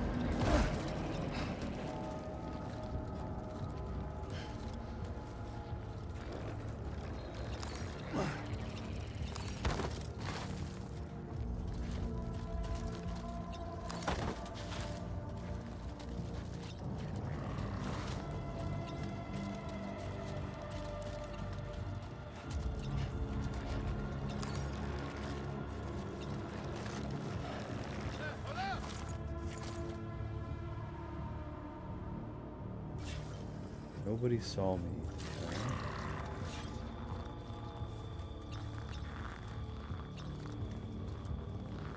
Alright, there's two coming to investigate.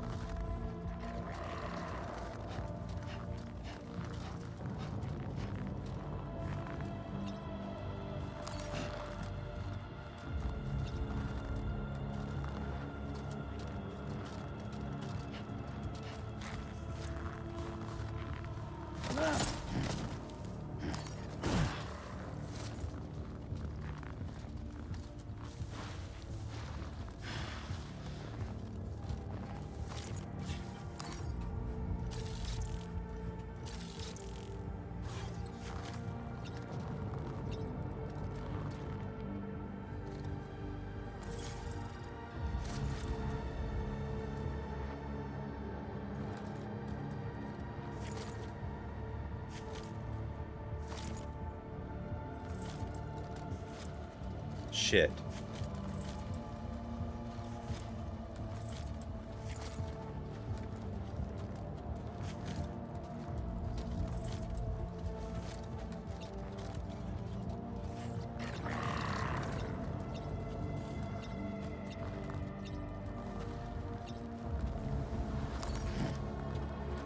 What?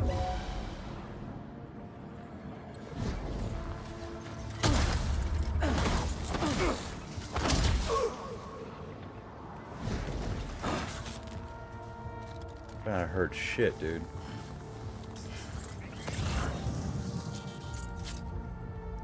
Shit, where's the other dude?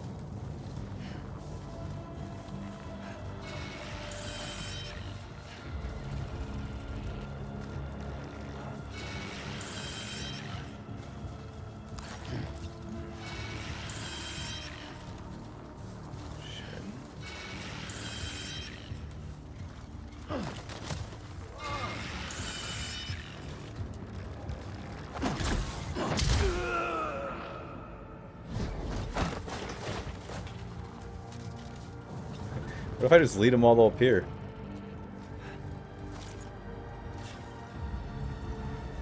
Whose footprints are these? Shit, are they coming? Did everything calm down? Did this guy see me?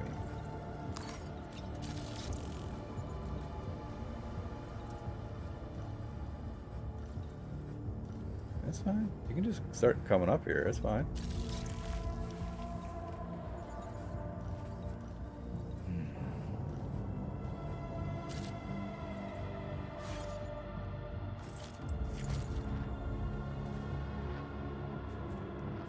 Let's see. Do I have...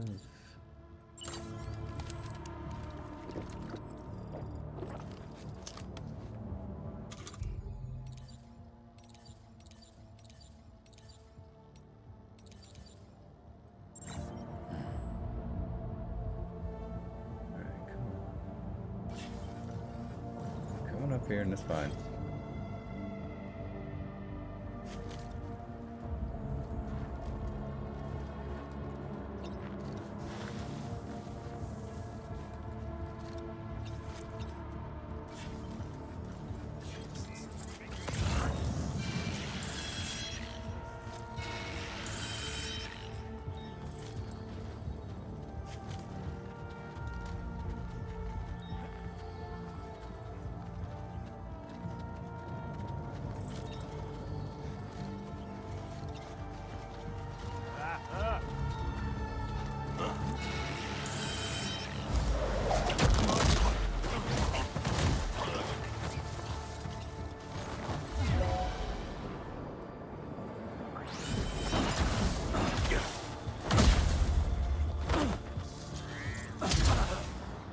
Got him.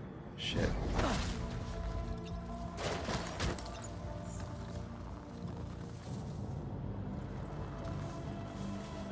Alright.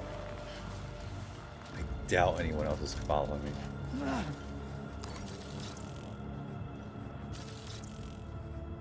It would be wise to take these guys out next, but...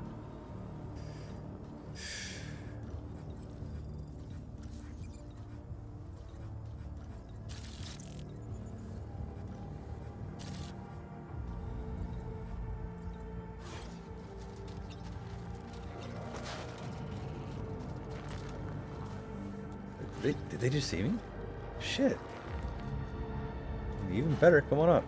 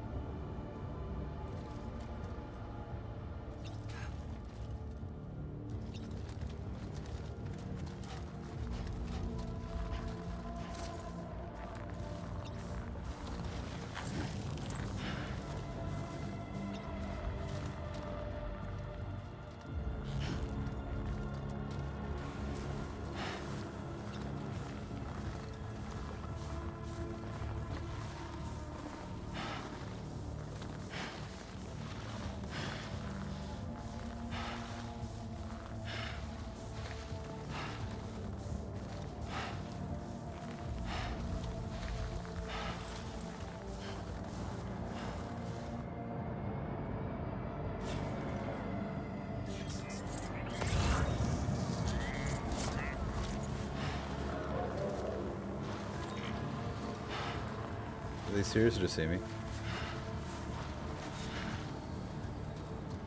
Okay, they did.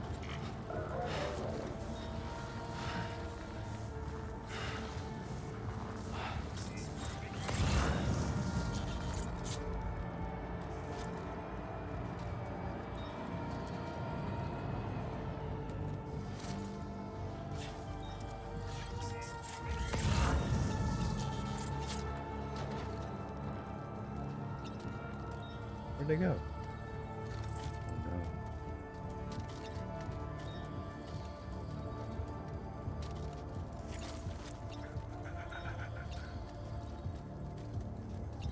Say they totally disappeared.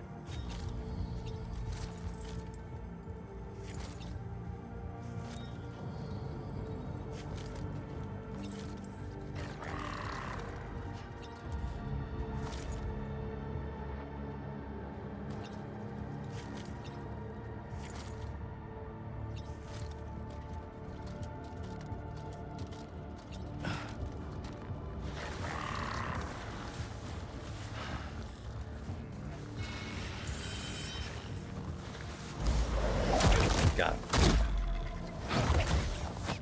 The other one's going after my other guys, though.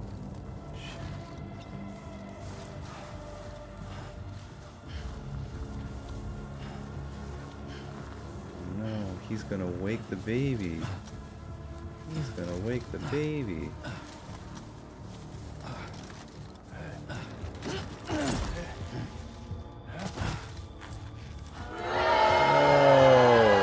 What the fuck is wrong with you tonight?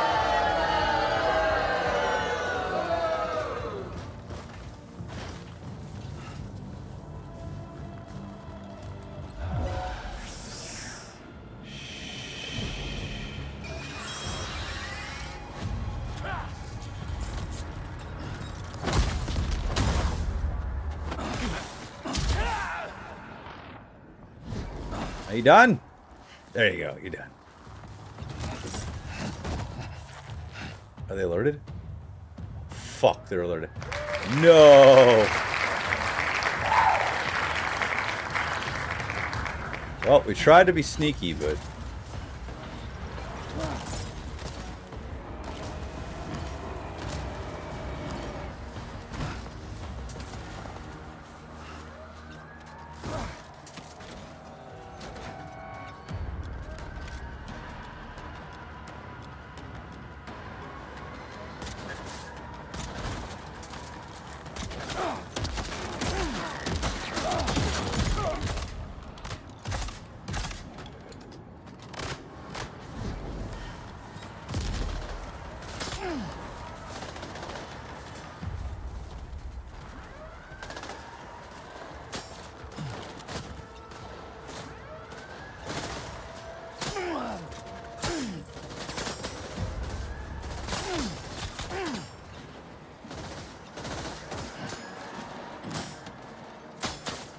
It's a searchlight? Shit.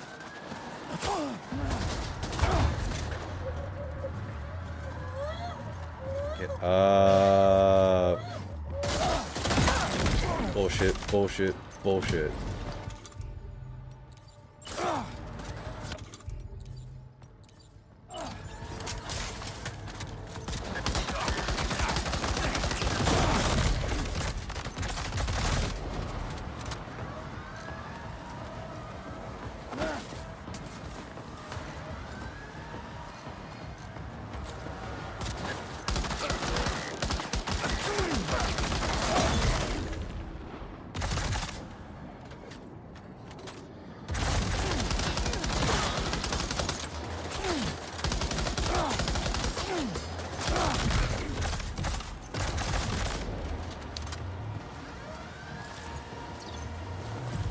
I did. I did. For a little while I did, yes. It'll come back.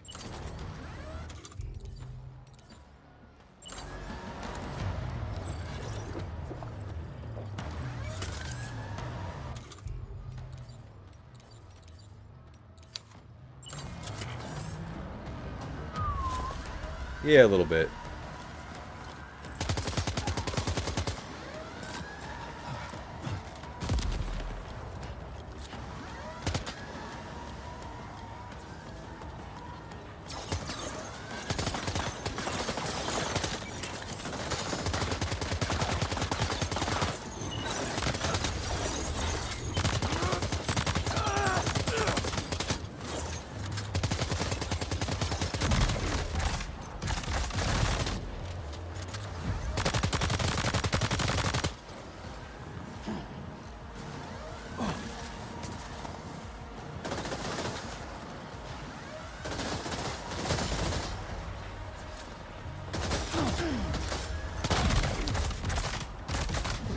I'm trying to shoot everyone in the dick. I hate these dudes.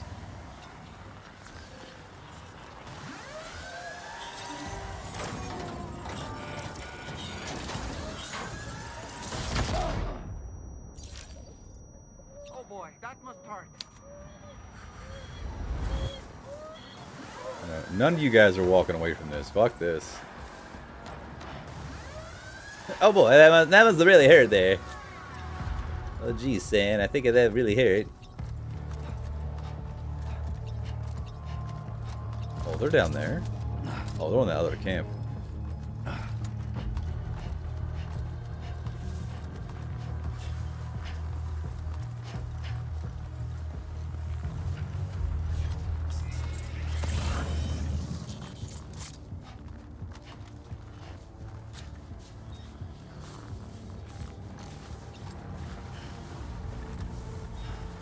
We don't need to grip for balance. We'll just slide down. It's fine.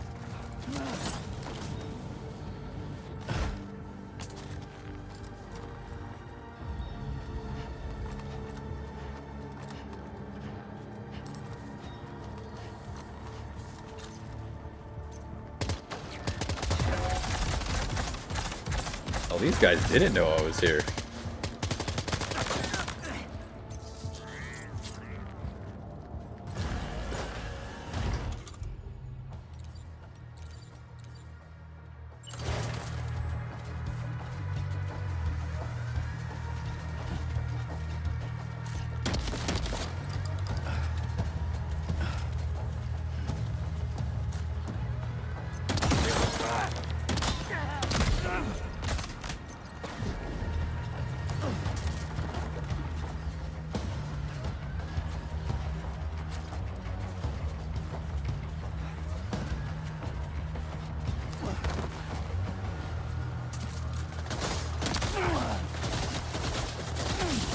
fuck is my gun? The fuck?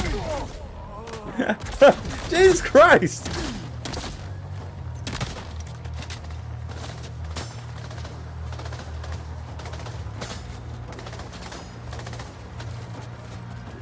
Oh my god.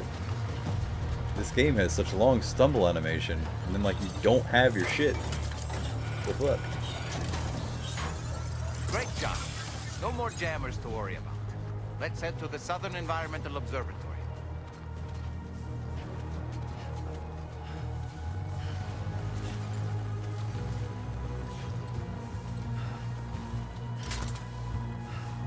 Alright, let's go.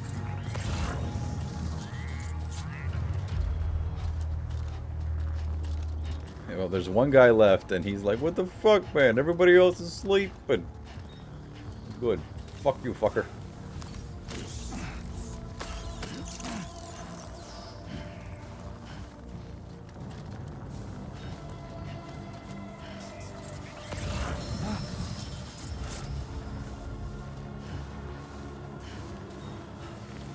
It's fine. We don't need that damn assault rifle.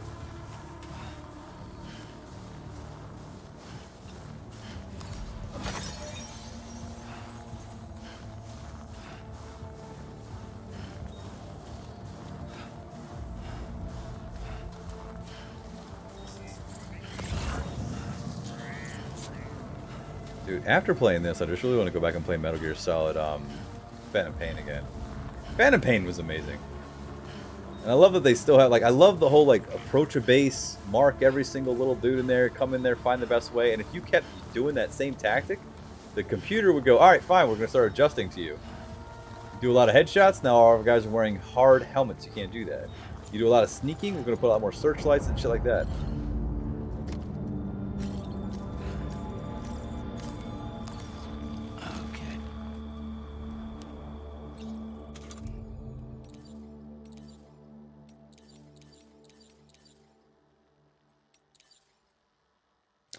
He's empty? Shit.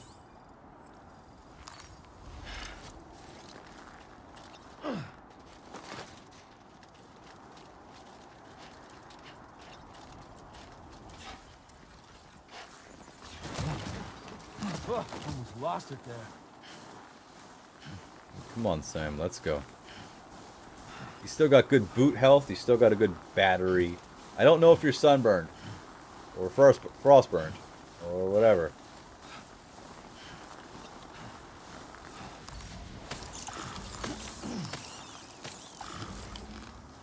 Good cryptobites. Come on, man. Those are probably keto as fuck. Eat all them cryptobites, you'll be fine.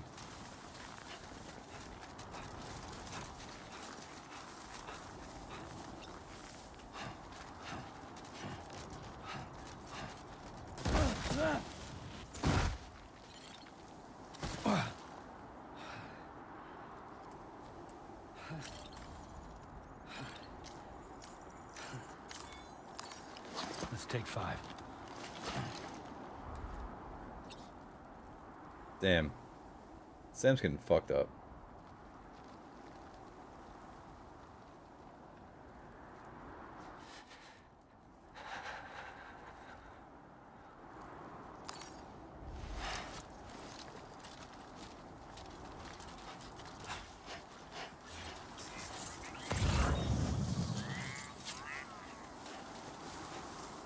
Oh, hey. Trucks.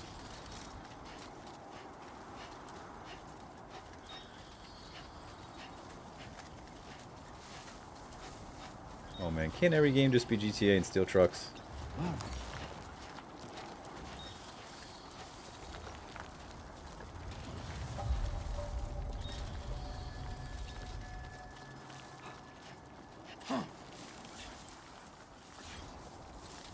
Yeah, that's still a ways to go. Is there a tricycle we can take? Good evening, Sam. Drawbridge credentials verified. Welcome, Sam. Security measures lifted. Weapons detected. Be advised that usage is restricted inside facility grounds. I'm advised. Chiral decontamination in progress. No anomalies detected. Welcome, Sam. I can't go to the private room.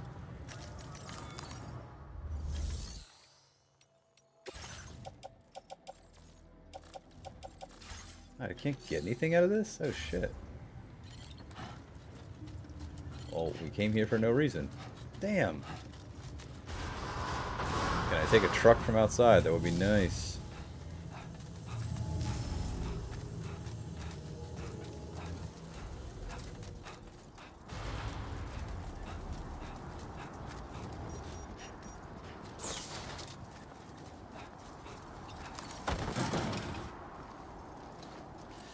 Oh, I can't take these. Son of a bitch.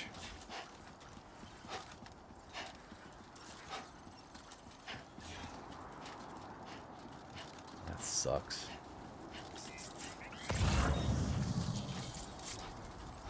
Disengaging weapons restrictions.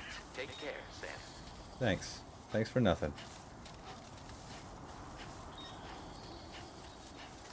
This dude's really fucked me up.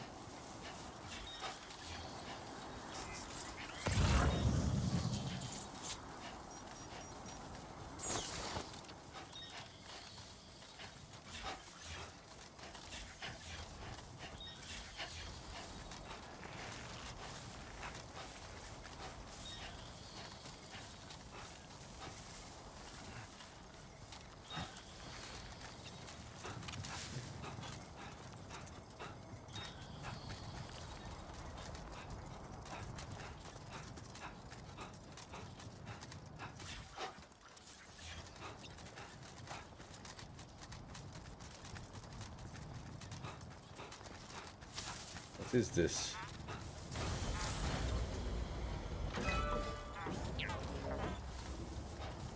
We're almost there. Now if there's shit, there's ghost mech shit to fight too. That's gonna be kinda difficult.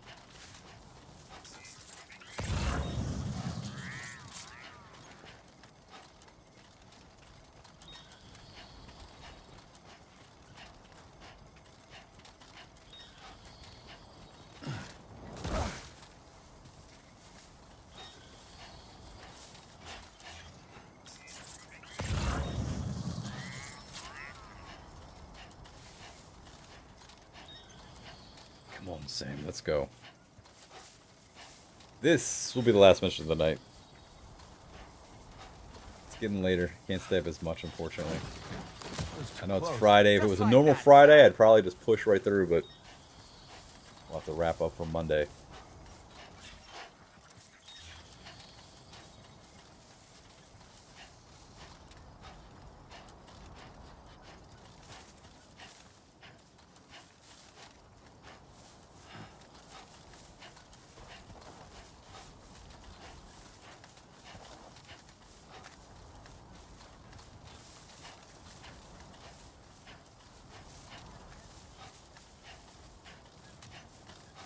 It'd be funny if Kojima just got the rights to play like One Winged Angel.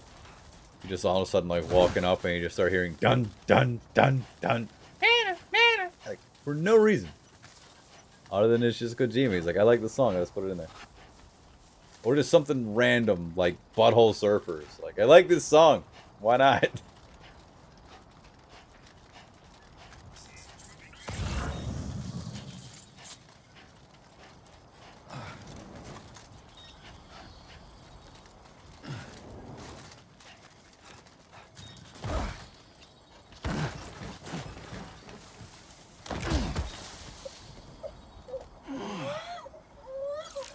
Seriously? Are you okay, Sam? Look at my shiny flashy gloves, it's fine.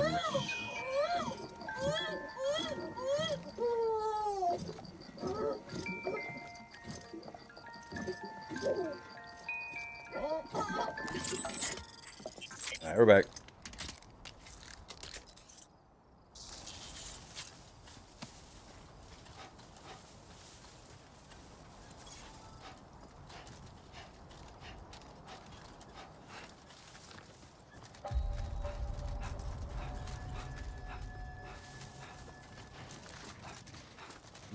22 fuckers live here.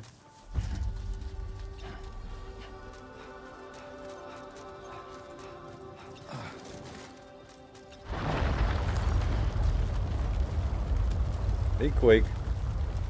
Uh-oh.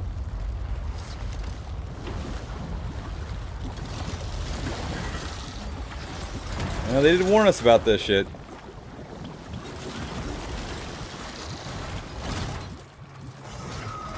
Snake! Where's Snake?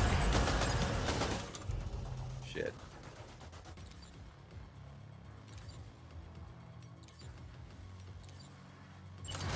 Sam, got company. They clearly don't intend to let us expand the chiral network. We'll have to destroy them all.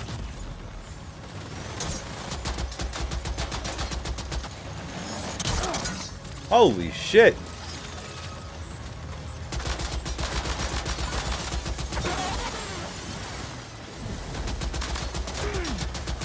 Get behind cover!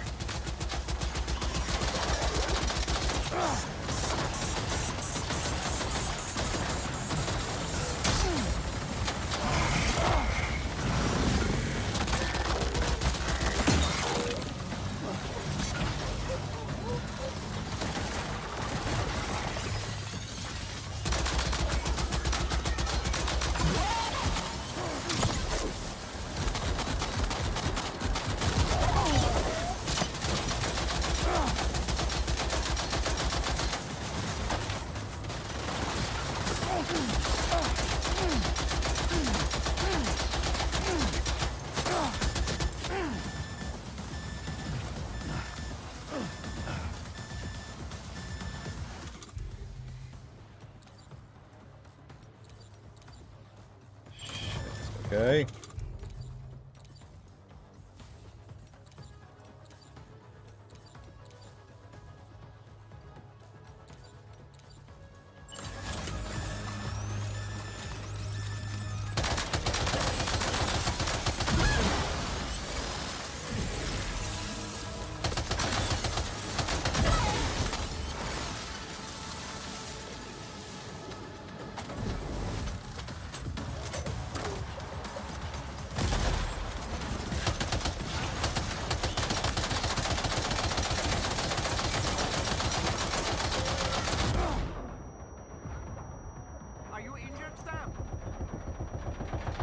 Reinforcements. Here they come, Sam. Oh, fuck that.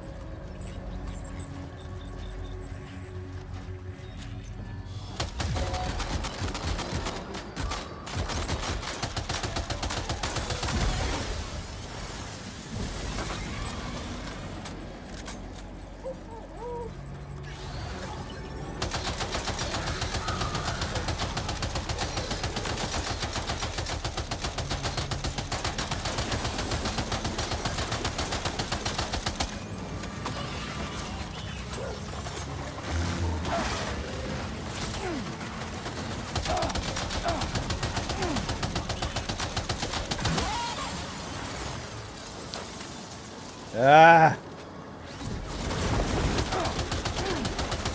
I did make the puppet dance, bees. I did. I absolutely did. Dread told me about it. I'm on chapter 9, I think. I think it's chapter 9. How are you enjoying it so far?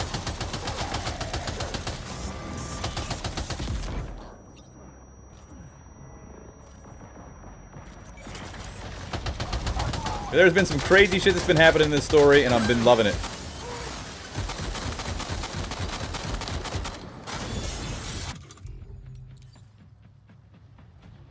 Way past you. We'll keep building that Strand network, man. Keep on keeping on.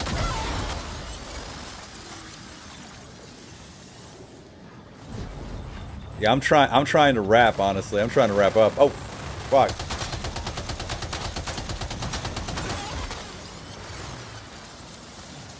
Nice, nice, nice, man. You been playing anything else in your off time? Just kind of chilling out?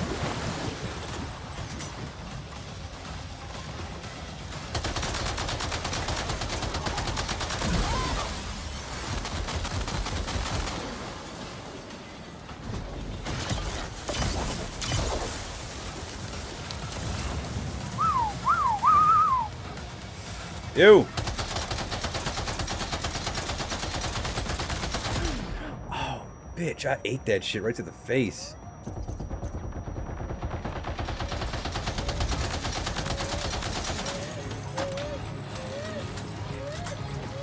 My ability to detect BTs is decreased. Oh, shit.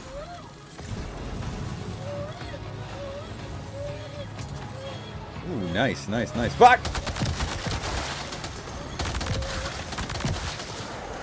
What the fuck's happening? Holy shit. Where is it? Where is it? Where is it? Well, fuck him. I want to run this way. Dude, I might try Kazan before Wukong. I'll be honest. But it's Dark Souls 3 first. We're going back to that as soon as we're done with this and Cyberpunk, so... God, is it over? Oh, honestly, Sam, you're incredible. You should be able to connect the facility to the network now.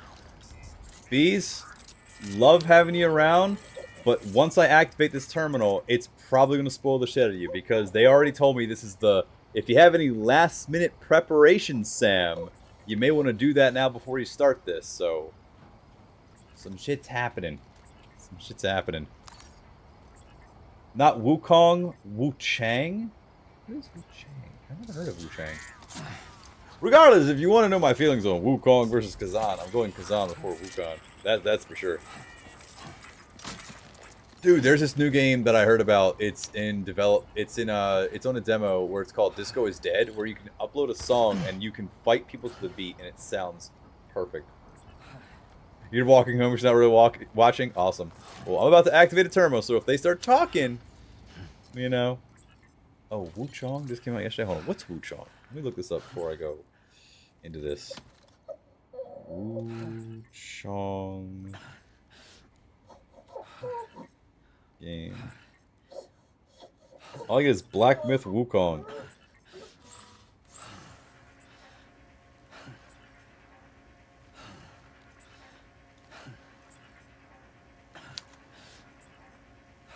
Find it. Wu Chang Fallen Feathers. Hold on.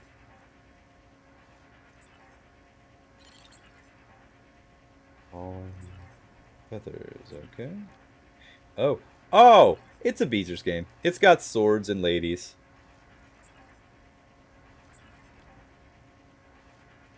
Alright, I'm looking at it on Steam now. I'm going to add it to my shit. I'm going to follow this. I'm going to check that out. Don't slack off. Keep it up, Sam. Oh, crap. This is not good. This is gross.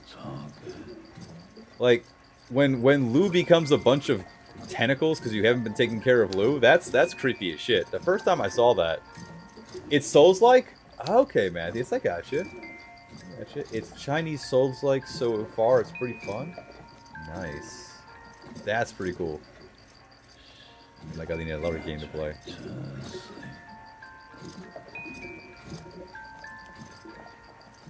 Do you remember a show called Deadliest Warrior? My son's been really into, like, you know, knights and swords and shields and battle stuff now. He's becoming, you know, like me. And I was like, let me show you this show I used to watch called Deadliest Warrior, where they take, like, you know, these, like, Spartans and have them fight Vikings or whatever it was. And I found the episode of Vikings versus Samurais. And my son was so into samurais after that. He was like, no, samurais are the best. Samurais are so the best. And it's like, God damn it. I was really hoping he liked the Vikings, but he likes the samurais. That's okay. The samurais are really fucking awesome. They really are. Dude, I forgot that they use like that gel dummy and like they just like hit it like, yeah, I could totally sever his like aorta and bullshit. My son's like, that's awesome. I'm like, God damn it. You like violence just like I do.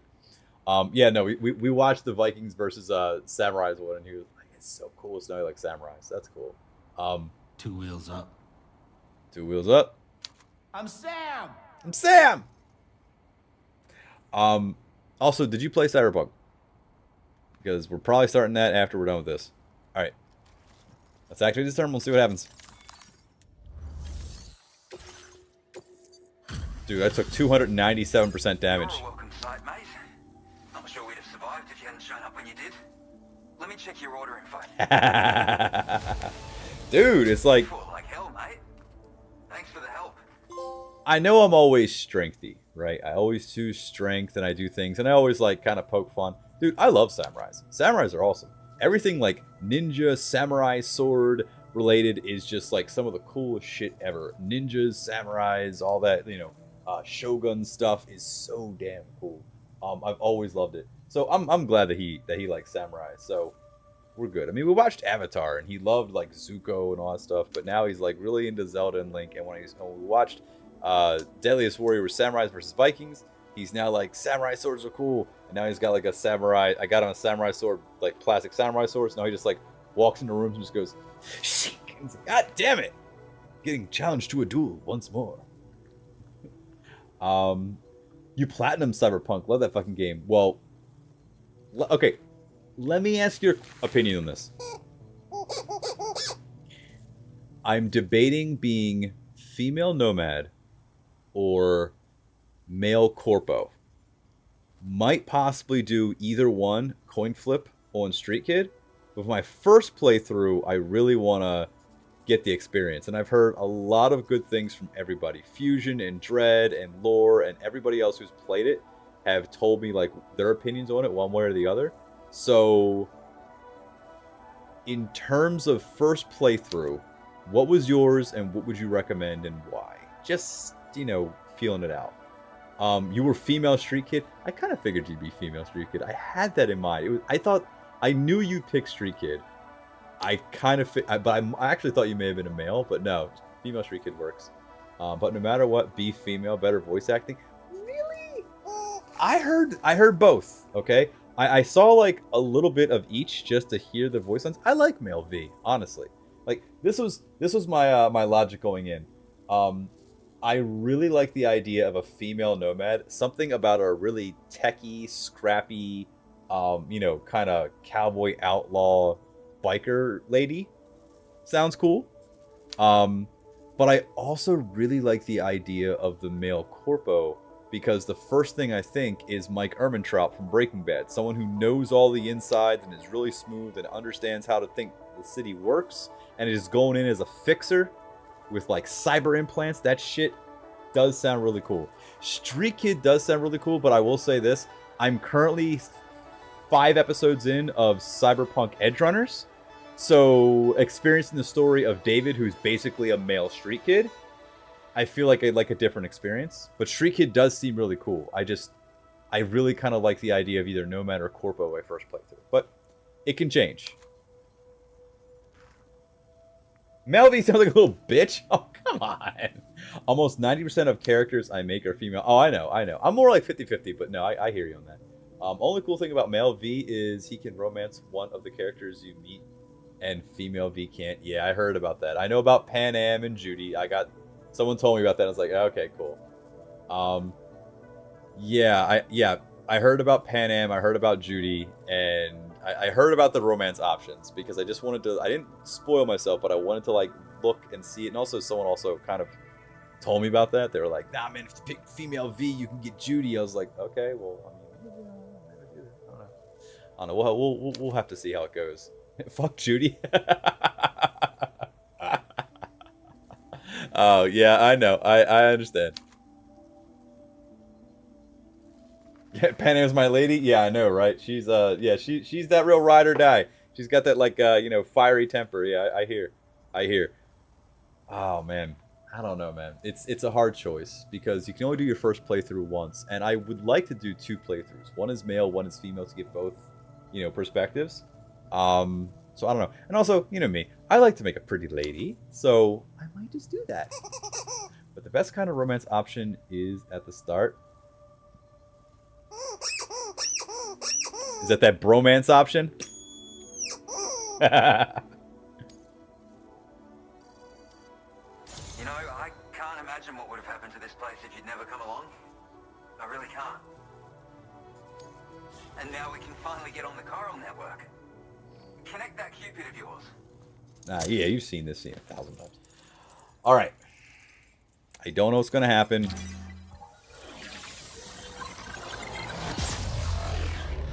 Something bad might, I don't know. But if you gotta go because of spoilers, hey, it's always nice seeing the bees, you know that. The plan is to wrap this one up this or next week and then start Cyberpunk.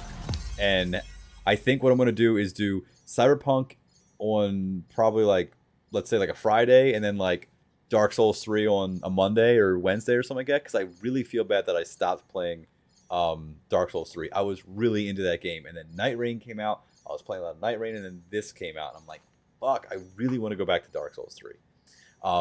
So there's going to be a little bit of that back and forth. But I think at those two, I'm just going to play those two until they're both complete, and who knows what else we're going to play. No matter what, make sure you are nice to Meredith Stout. Trust me. Ooh, okay, I will. Did you play all 3? Did you only play Street Kid, or did you play Nomad and Corpo as well? Because this thing, like, okay, my instincts, right? If it's me interjecting me into the world, it's probably Street Kid or Nomad. I'd say probably, like, if I was in this world or there's a representation of me in this world, most likely it's going to be like 60% Street Kid, 40% Nomad, maybe one or the other. I don't know. Because Corpo doesn't seem to be on my radar for me. But, and plus also, after watching a couple episodes of Edge Runners, I really don't like the Corpos, because I also just dealt with a customer that was like the worst kind of human that I've run into on my job. I've said this so many times. I would so much rather deal with an irate, like, ghetto-ass poor person than deal with, like, an irate rich person, because they think of you as subhuman. And that's one of the reasons why I don't like the idea of a corpo, like some fucking bigwig boss fuck you kind of person. But Corpo does have access to some really cool tech, and just the idea of being like really in the know with everything and having like sway to do things does sound appealing. So who knows? It's a power fantasy, right? I only played Street Kid. Corpo goes against Beezer's principles. Oh no! Oh no! Yeah, see, I said the same thing. It kind of goes against mine too. I don't know. I just kind of want a good. I don't know. I kind of want a good first experience. I think it's all going to be good. Everyone said there's no bad path. I'm still just concerned. I'm just still like, I'm definitely going to play male female. I just, for that first playthrough, might go male just because that's me. Interject myself in there. But I don't know, man. My number one choice still is Nomad female. The idea of like, plus Twisted Metal Season 2. I don't know if you've seen Twisted Metal Season 1, but Twisted Metal Season 2 is coming out. And I really enjoy Twisted Metal and that show. It's really good. The idea of like being like a scrappy chick in a car is nice. But then also the first impression I had, the first idea I had was we were watching Fallout, the show. And I love the character of Lucy just being like, like, hey, everything's all lucky and go and everything. And she just gets like all fucked up out in the world in the wastelands. And I'm like, that might be cool to play as a chick doing that too. That would be really fun.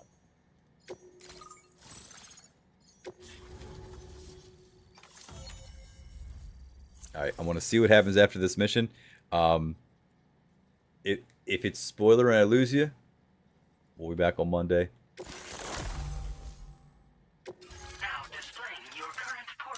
All right, what do we got? Come on. Oh, I already heard that. I hear the click and it's like an old message, just a stream elements message. Connection established without issue. That's a relief. Thanks, Gregory. Our staff have all been taking shelter. I was wondering when Gregory would show up. Situation. But now I think dude, Twisted Metal is actually really good. More more accurate observations ought to help It's too. such a good like. Speaking of which, It's such a good like tongue-in-cheek. It knows what it is. It's schlocky and ultra-violent, but it's also super funny and knows what it Keep is. expanding network It's on coverage and we'll Peacock. It's find good. out soon enough. Unfortunately, though, the tar currents near our facility are still looking awfully rough, so we can't declare our emergency resolved just yet. The DHV Magellan won't be able to join you here either. It's gonna take some work to get to the bottom of this mess.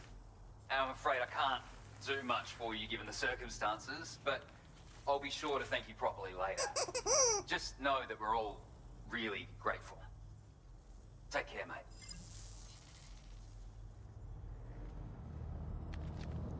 Uh-oh. Uh-oh. Okay, spoilers! Spoilers! All spoilers! Oh, fuck! Oh, fuck, you fuck! No, I'm not okay! I'm getting burned by a guitar! You know, truth be told, I don't really care if you and your crew link up the continent or not. Because I'm here just for one reason. Get up!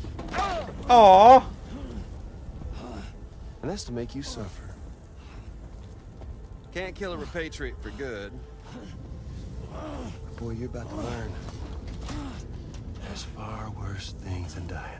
Is Higgs just mad that Joel had to get killed? Let's kick He's it off. so mad for no reason. Oh, that sucks.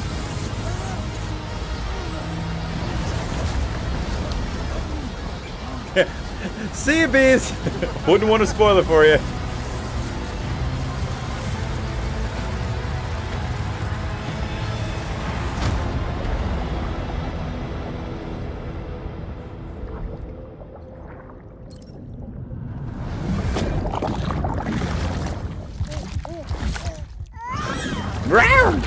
I think that's my favorite one. That's my favorite one where BB's like, rawr!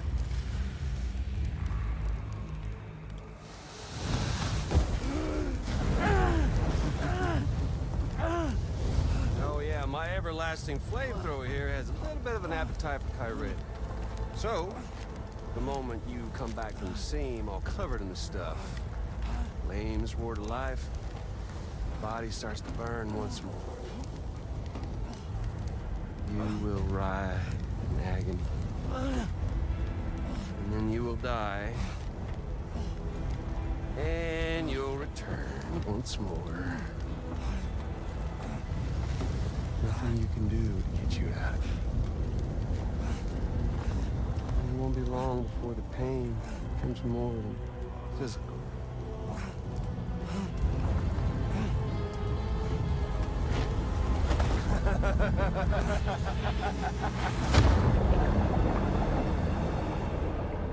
How about we just don't repatriate?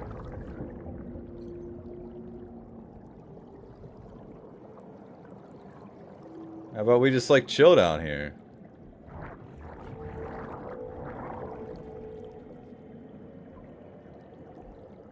What's stopping us from just hanging out down here?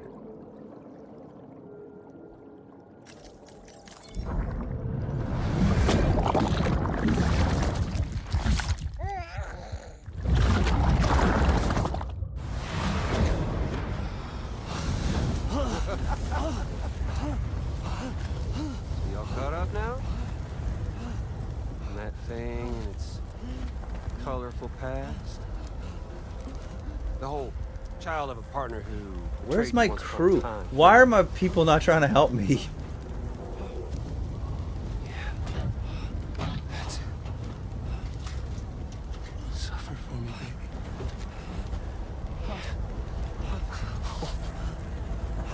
There ain't no turning gazer for you, Sam. No crossing over to the other side. So suffer. Yeah. Suffer. Through the day you were born.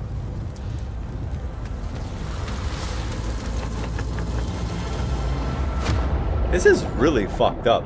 He has killed me 3 times. I mean, I just won't. I refuse. Can I just run around? Let me see.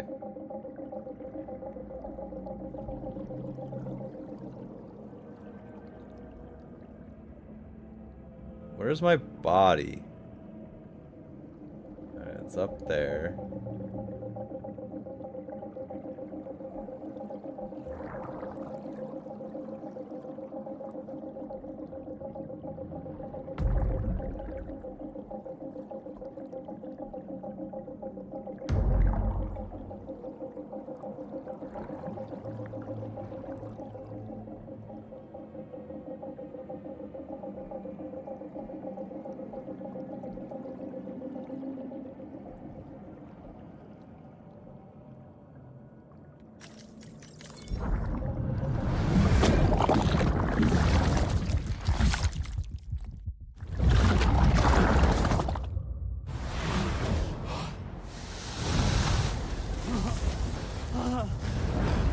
Okay, this keeps happening. Will someone help me?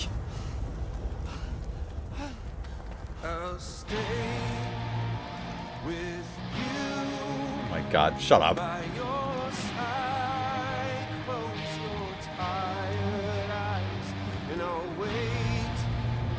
And soon I'll see your smile. Higgs is such a piece of shit.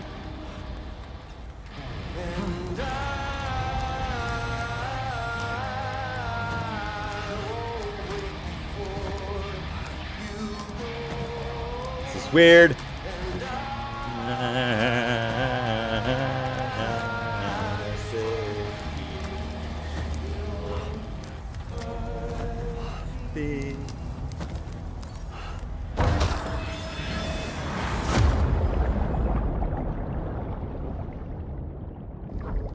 Dude has killed me 4 times now.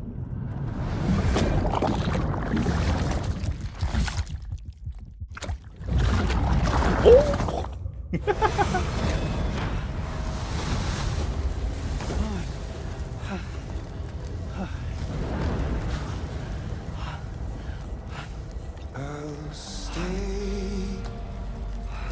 This is really fucked up. I'm just saying it's really fucked up. By your side, close your tired eyes. This is bringing back memories of Metal Gear Solid 4 where Snake had to walk through all the hot shit. See your smile and I'll dream.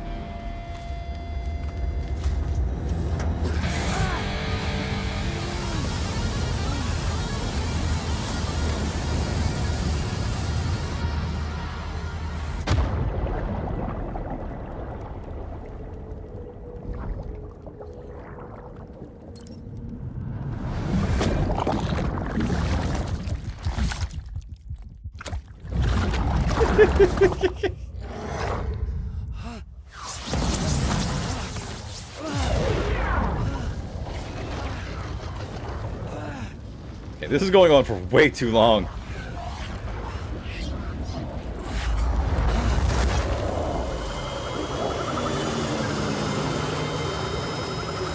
Yes, get in there! Do something, please! I'm fucking dead! Send Del Fanning after him.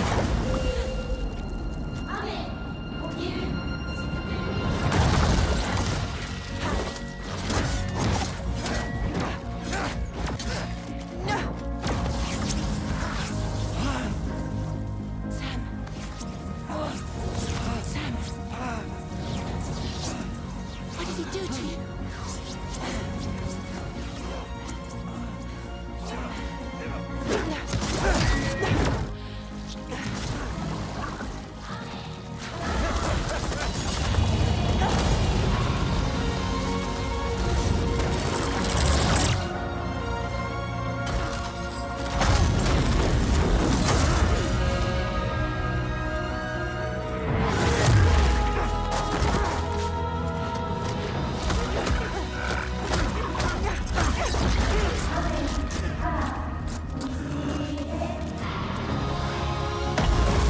Oh, that is a...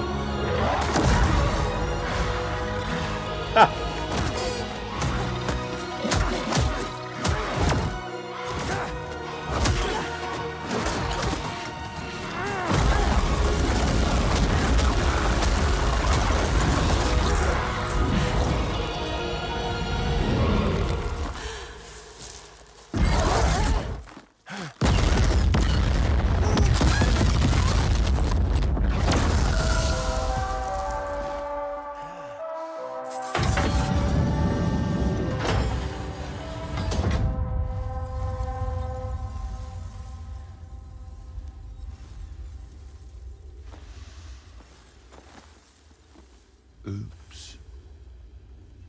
catch you later.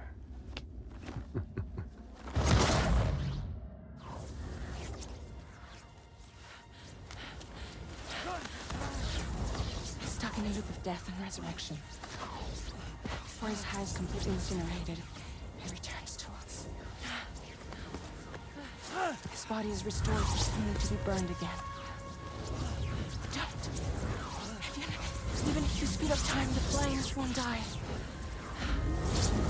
Come on, Sam. Come on.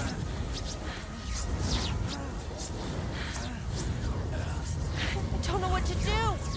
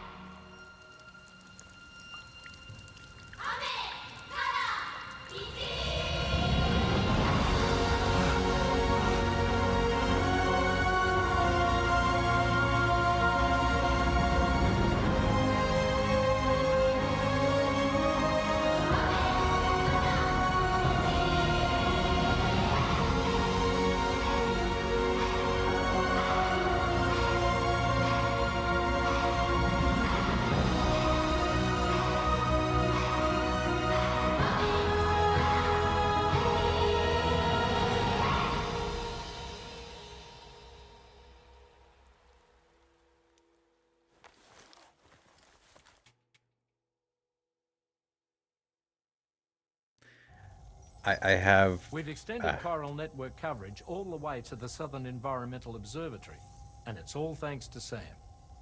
His injuries have completely healed too. Deadman, by way of Hartman's Ha, said as much after he finished his examination. Trust me, Fragile. I'm a doctor, and I know Sam's body better than just about anyone. He's doing fine. No need to worry.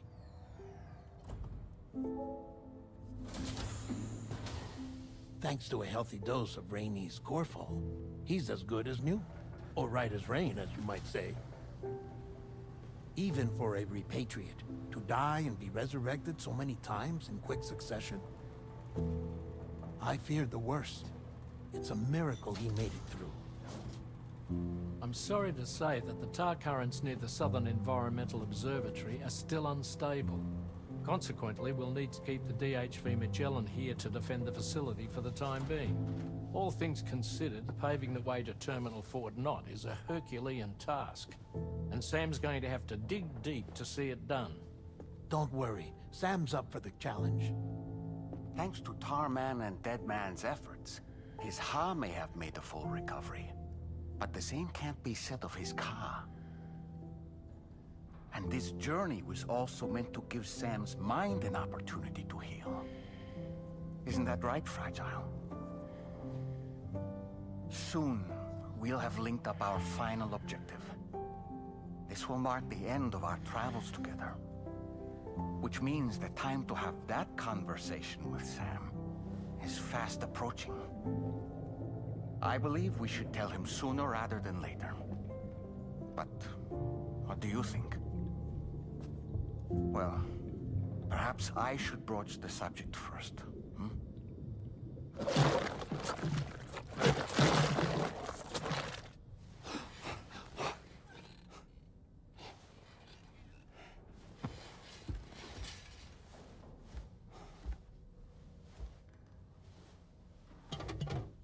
Something wrong?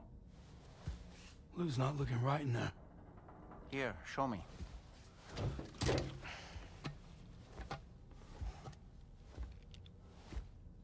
What do you think? It's almost like Lou's fading away. Is that so? Then I'd say we're making progress. I don't understand. She asked me to help. What? Before we set out on our journey together, Fragile, she asked me to help you. To act as your therapist so that you could process the loss of your child.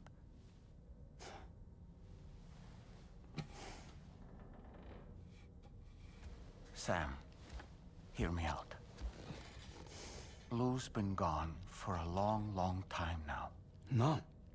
Lou's right here. We just traveled across Australia together. I'll show you.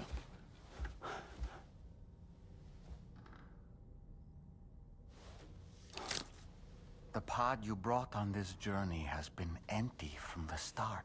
The truth is, I'm the one who's been operating your Odra deck. And it's because of that connection that I was able to share your flashbacks. Hey, Sam. Can you take a picture of us?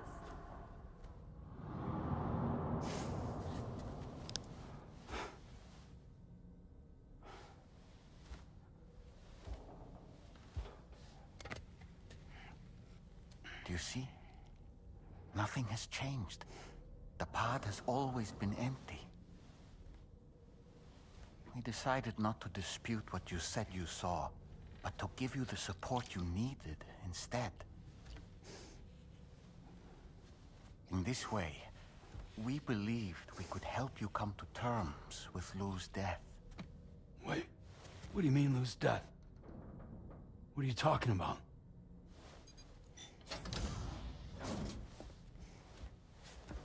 Please understand, Sam. We never meant to string you along. Fragile was only worried about you.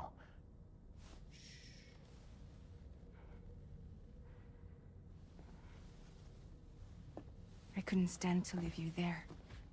Broken. I wanted you to live. To move forward.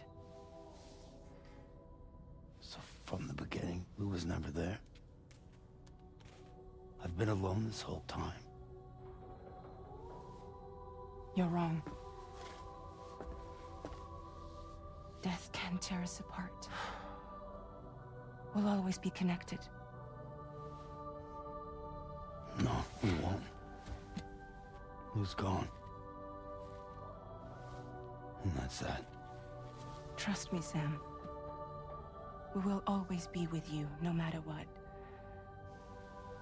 You will never, ever be alone.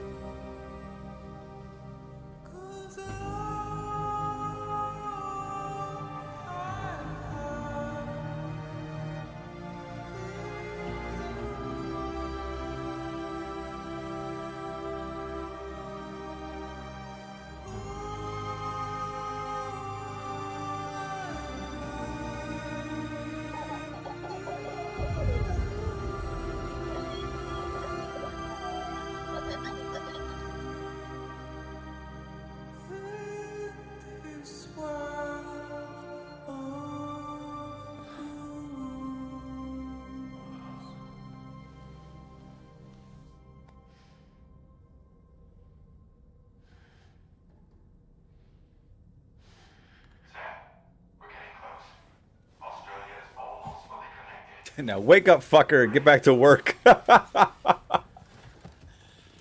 Oh, Jesus, man.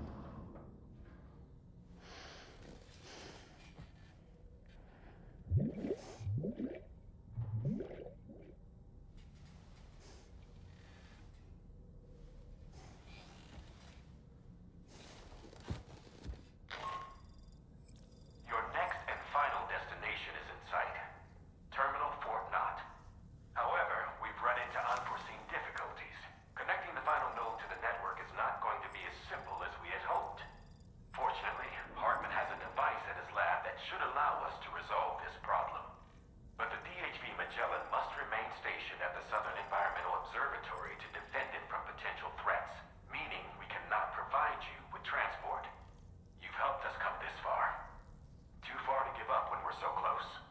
Sam, you're the only one who can handle this job. Take as long as you need, but whenever you're ready, access the terminal at Hartman's lab and review the brief for this main order. Ooh. Wow. Alright, well look, hey. That was some emotional ass shit. Thanks for coming through. But yeah, it's looking like we're nearing the end. So I wanted to say something during that scene with Tomorrow and Higgs. I think I had a realization there, and I don't want to say it on stream, but I think it finally clicked. And if you've been watching up to this point, yeah, they brought back the kid choir from the opening track from Woodkid when Tomorrow's fighting Higgs. I think we can kind of put together what's going on there, but I'm not going to say it. I'm just going to wait for it to reveal on here. But I got a pretty good idea as to where the story's going, and yeah, some emotional shit. Some emotional shit. Alrighty, hey, Brady, thanks. Beezers, Dayas, Boneless, Steven, and Fusion, and Dread, and all that other kind of stuff. We're gonna have some fun. We'll see you guys on Monday. I'm gonna see if I can wrap up everything on Monday. Who knows? Who knows how Monday stream's gonna go? But if you're interested in watching this and playing yourself, I would say don't come through, just because it's probably gonna be all spoilers from this point out. And yeah, we'll see you guys on Monday. We love emotional shit. It's much better than normal shit. Indeed. Oh, dude. Forewarning. This is the point where I'm going to say, yeah, I think all channel points are suspended for the duration of this game from this point out, because there's going to be some times where I'm like, no. I need to like focus on this shit, because look, Death Stranding 1 has a very emotional, gut punchy ending, and it's good, and I like it. I liked it so much that I took a name from it from one of my kids that we were pregnant with at the time. So yeah, definitely want to focus on this one when it comes back on Monday. So check it out. We will be back on. Yeah, see, normally you guys are enhancing the experience. Don't get me wrong, Brady. You guys are normally doing that. Yes, hell yes. Cyberpunk, it'll be all back to normal. And Dark Souls 3, obviously. But yes, check it out. Thanks for coming through, everybody. Love you all. Take care of yourselves. Take care of everything in your life. Rest in peace, Hulk Hogan. Terry Bollea, you've got some explaining to do. Check this video out over here. It'll be a fun thing for you to watch if you liked all of this. And then up here, there's a playlist of when I played Eternal Darkness, which was really cool. And then up here, you can click to subscribe to my channel. I will see you guys later. Peace out. Watch me on Kick too. I need more subs. Okay.